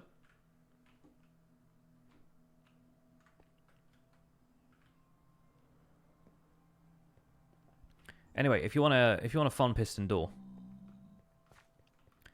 Do I have any modern builds? Not in this world, not really. I plan on doing some modern builds in future, but I have not gotten around to those yet because I'm mostly building this kind of fantasy style.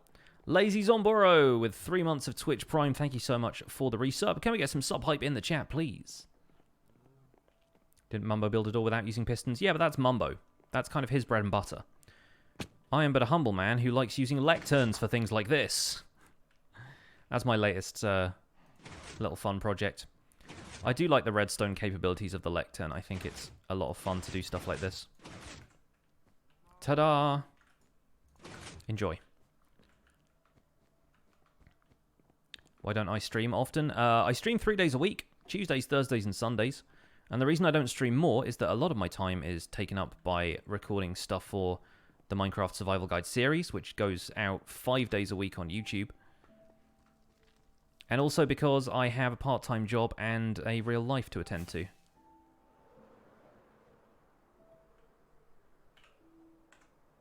But yeah, right now I do all the things, and I'm working on doing fewer things so that I can do more other things.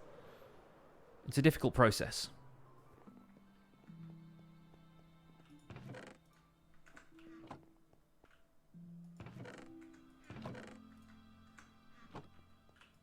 This is 14.1. I'm not going to update to 14.2 until the full release comes out.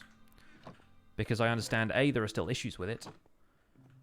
And B, I prefer not to use like snapshot versions and pre-releases for this series. Because it's meant to be very much like in the current version of vanilla, like the release version of vanilla.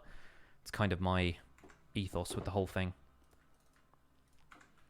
Which can be difficult at times when there are weird issues and bugs, but just got to do what we got to do, really. But you're a YouTuber, they don't have lives. This is kind of the truth, let's be real.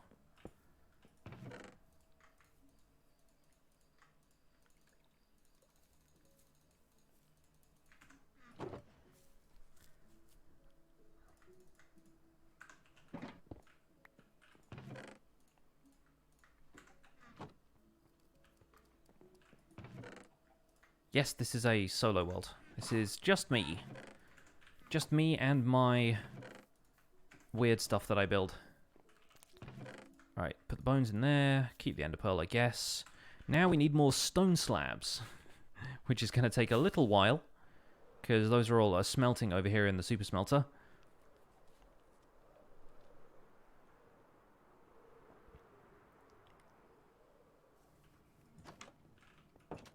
You have too many projects in mind and not enough time. It's all about just keeping perspective at that stage.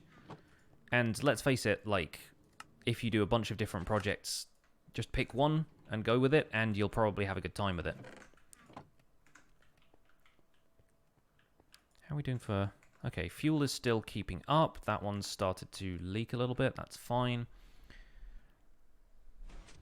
Congrats on possible silver play button. Yeah, no, it's definitely going to happen at some point, but they still need to review my YouTube channel to make sure I'm not, like, botting all of my subscribers or something. So, yeah, my YouTube channel is still technically under review for that, but I got my verify tick, so that's cool, and yeah, I get to reapply for Twitch Partner today as well, so hopefully that'll go okay, and yeah, it's all trucking along.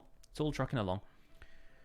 Yeah, the world has been around since July 2018. If you want to see how long I have played, let's go for... Oh, I've rung the bell 5 times. There's a great stat for you. I've killed no players, so, you know, that's good. I've interacted with a stonecutter 31 times. But in terms of time played, we are at 26.6 real-life days. So somebody do the maths on that in the chat if you feel like it. Alright, let's take the rest of these with us. Bring out your dead. JVM, the reason I'm ignoring you when you say that every time is because I don't want to do it and I feel like you're backseat gaming. So please find something else to say.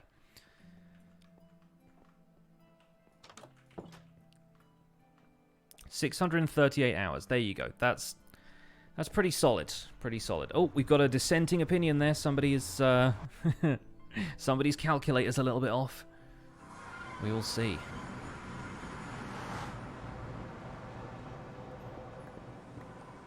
Is it possible to make a phantom farm? Possible? Yes. Practical? Worthwhile? These are all other factors, and I would argue no to both, but it's possible. Probably involves you staying up in some cobwebs for a while. Let's face it, if there's a mob in Minecraft, it's probably possible to farm it. It's just, you know, whether or not you need to or want to is the question at that stage.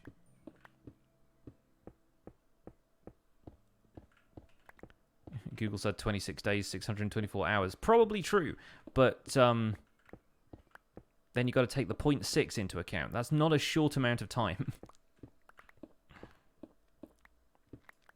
You can make a cat farm now. It's actually quite easy to make a cat farm now because they spawn naturally in villages, so you can basically turn your iron farm into a cat farm as well if you want to. I would not recommend it because it seems needlessly cruel, but then again we burn iron golems all the time, so... You can farm ghasts. Tango and Impulse have done that on several seasons of Hermitcraft. It involves going up to the roof of the Nether and building some cool stuff with minecarts, to my knowledge. I've never attempted it because I'm not that technical of a person most of the time, but it's a challenge that I will probably undertake at some point in this series.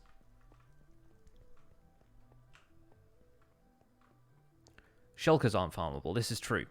Although there are some data packs that actually allow you to farm shulkers in a fashion. You end up spawning in endermites and then having them dig into purple blocks in the same way that silverfish dig into stone blocks, and that creates a shulker. It's kind of like they evolve like Pokemon or something. But yeah, shulkers don't respawn currently, but there are data packs that allow you to do that. That one in particular, the one I mentioned, I believe is by Voodoo Beard. Although there may be some other people who have done a similar thing of their own.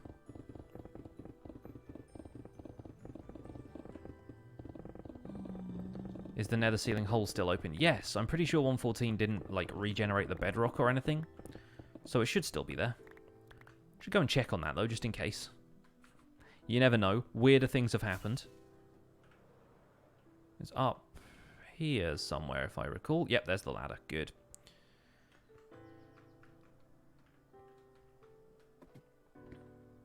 That looks pretty open to me. I think I can see the sky above that.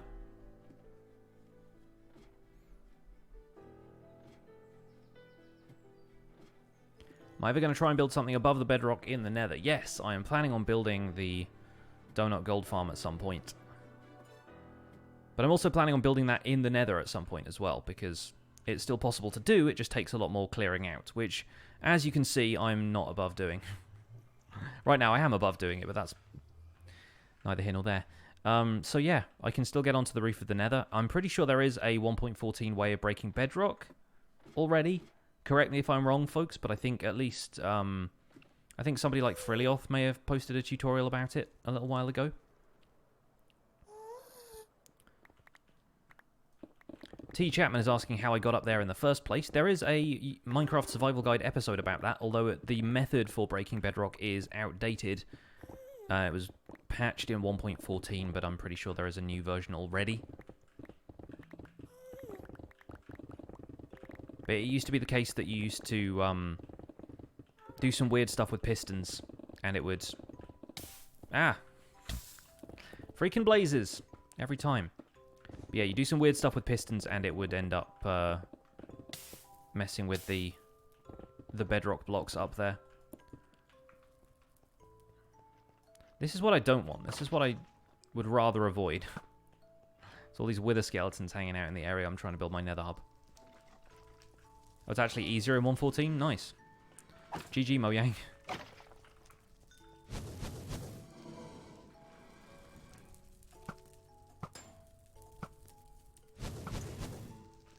Alright. Just going to set me entire room on fire. I have fire protection on my armor. I'm not that fussed by it, but just annoys me.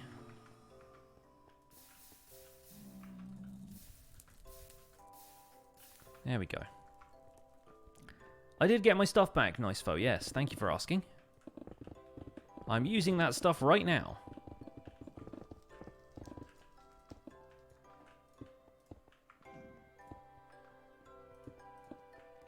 Are the blazes still bugged at the blaze farm? Yes. Basically, all of the blazes in the farm, when you attack them, they aggro on you in self-defense.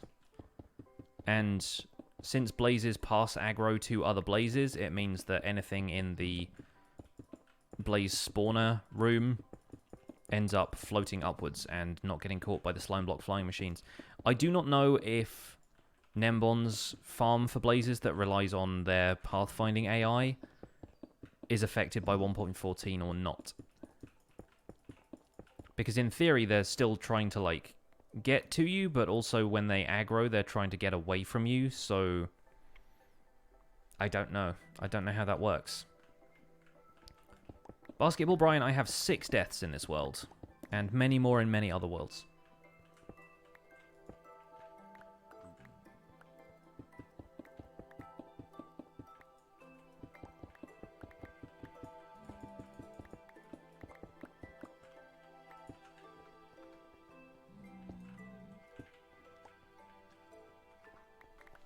Am I using any data packs? No. I have, the only resource pack I have that is different from Vanilla Java Edition is Vanilla Tweak's Lower Shield, because it makes it easier for people to see when I use a shield, and I use a shield constantly. Aside from that, this is completely unmodified as far as anything else goes.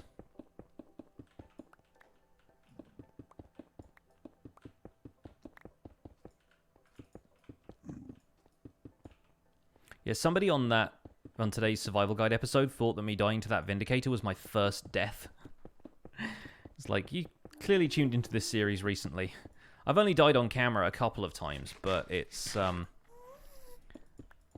yeah, very much not my first death of the series. I don't have a gold XP farm in this world, no. I have a gold farm, but not an XP one. So, I use the Guardian farm for XP right now. And it does a great job of that.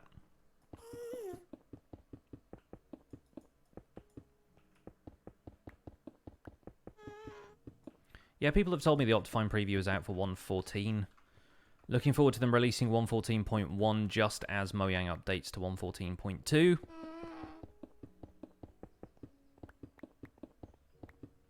We'll see. Pretty sure that's what happened with the update Aquatic, wasn't it? Was Mojang released 1.13.1 just as Optifine updated.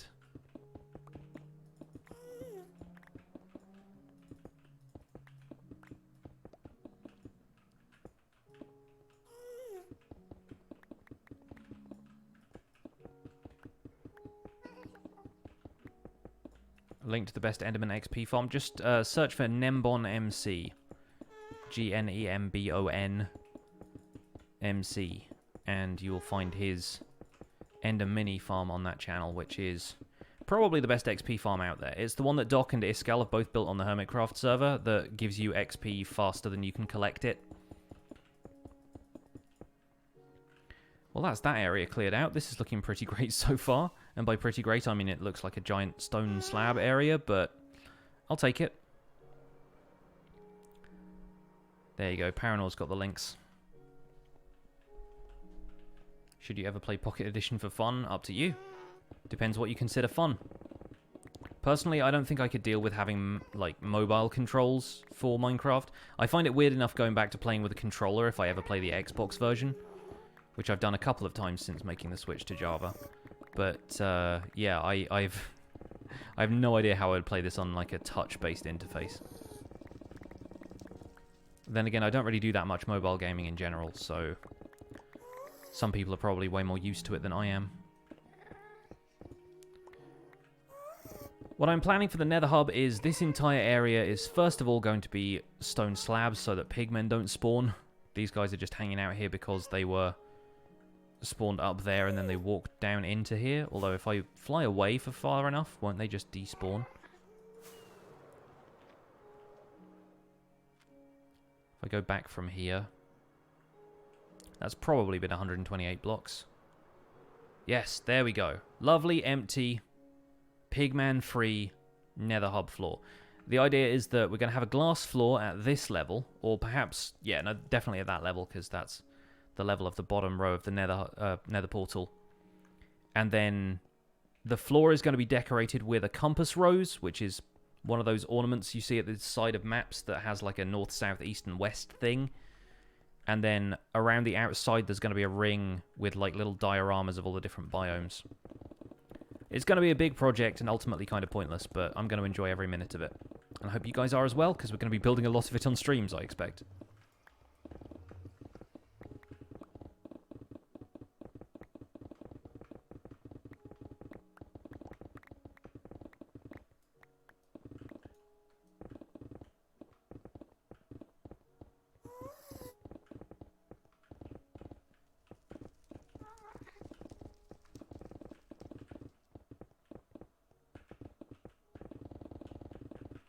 And it involves a lot of netherrack clearing.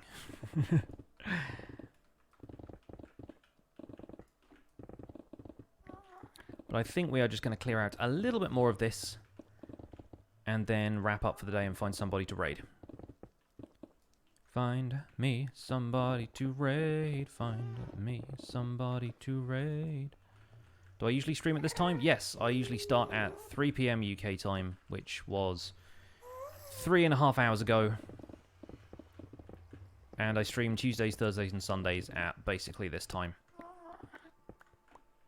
Sundays is sometimes a little bit later. I say 4 PM, but I usually start at 3. And the main reason I say 4 PM is because if we haven't got the Hermitcraft recap done until Sunday, then we'll probably do it Sunday morning, and it will take into the early afternoon. So I can't always guarantee that I start at 3 if we're doing the recap kind of late. So I stay like an hour later because arbitrarily that's going to make a difference.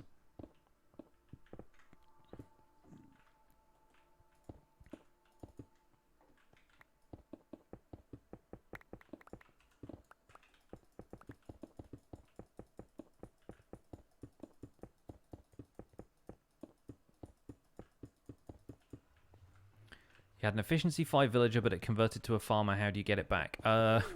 Re-roll the trades with a lectern again until you get the efficiency 5 trade you want. But it doesn't automatically jump back to having the same trades because that's not how villagers work now.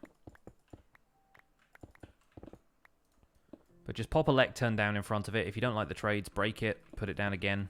Just keep doing that. In fact, you probably do need to break it if it's a lectern, because some of the workstations you can push.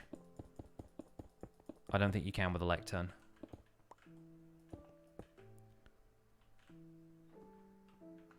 Make recap on stream? No.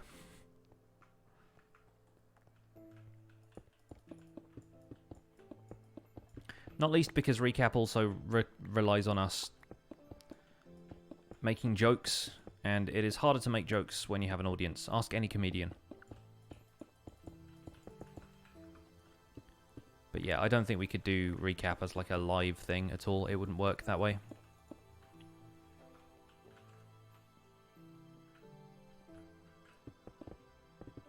It took 20 Hermitcraft recaps before you realised I was the Hermitcraft recap guy. Well, to be fair, I have a fairly generic British voice, so it's not the most instantly recognisable.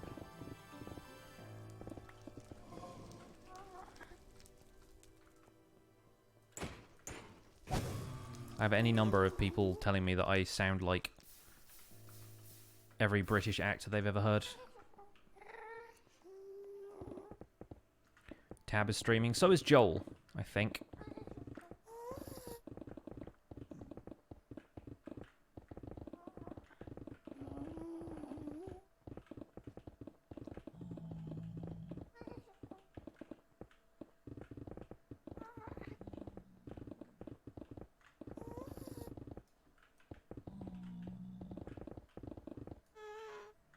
What do you mean you're not Biffa? If you had the same obsession with tea, but not the same obsession with Tottenham Hotspur.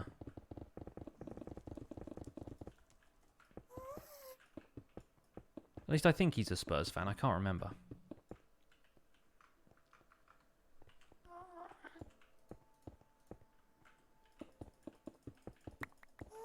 Alright, folks. I will preamble our raid by letting you know that the person we're going to be raiding is my co-host on a podcast that I do called The Spawn Chunks, which is a podcast all about Minecraft that goes out every Monday. If you guys feel like tuning in, you can find it at thespawnchunks.com or wherever you download podcasts. Places like iTunes, Apple Podcasts, Google Play, Android, Stitcher, Spotify. We're even on YouTube. We have a YouTube channel at youtube.com/thespawnchunks. And the guy we're going to raid is my co-host Joel, who is also a Minecraft player. He's playing in his... Well, I think he's probably streaming from the Realm of Vaston, actually. So he's playing on the Realm of Vaston with folks like Fixit and Mythical Sausage and Grumpy Owl Gaming and various other fine folks who you may be familiar with. And I'm going to drop you off with him because I think I am just about done with this Nether Hub for the day.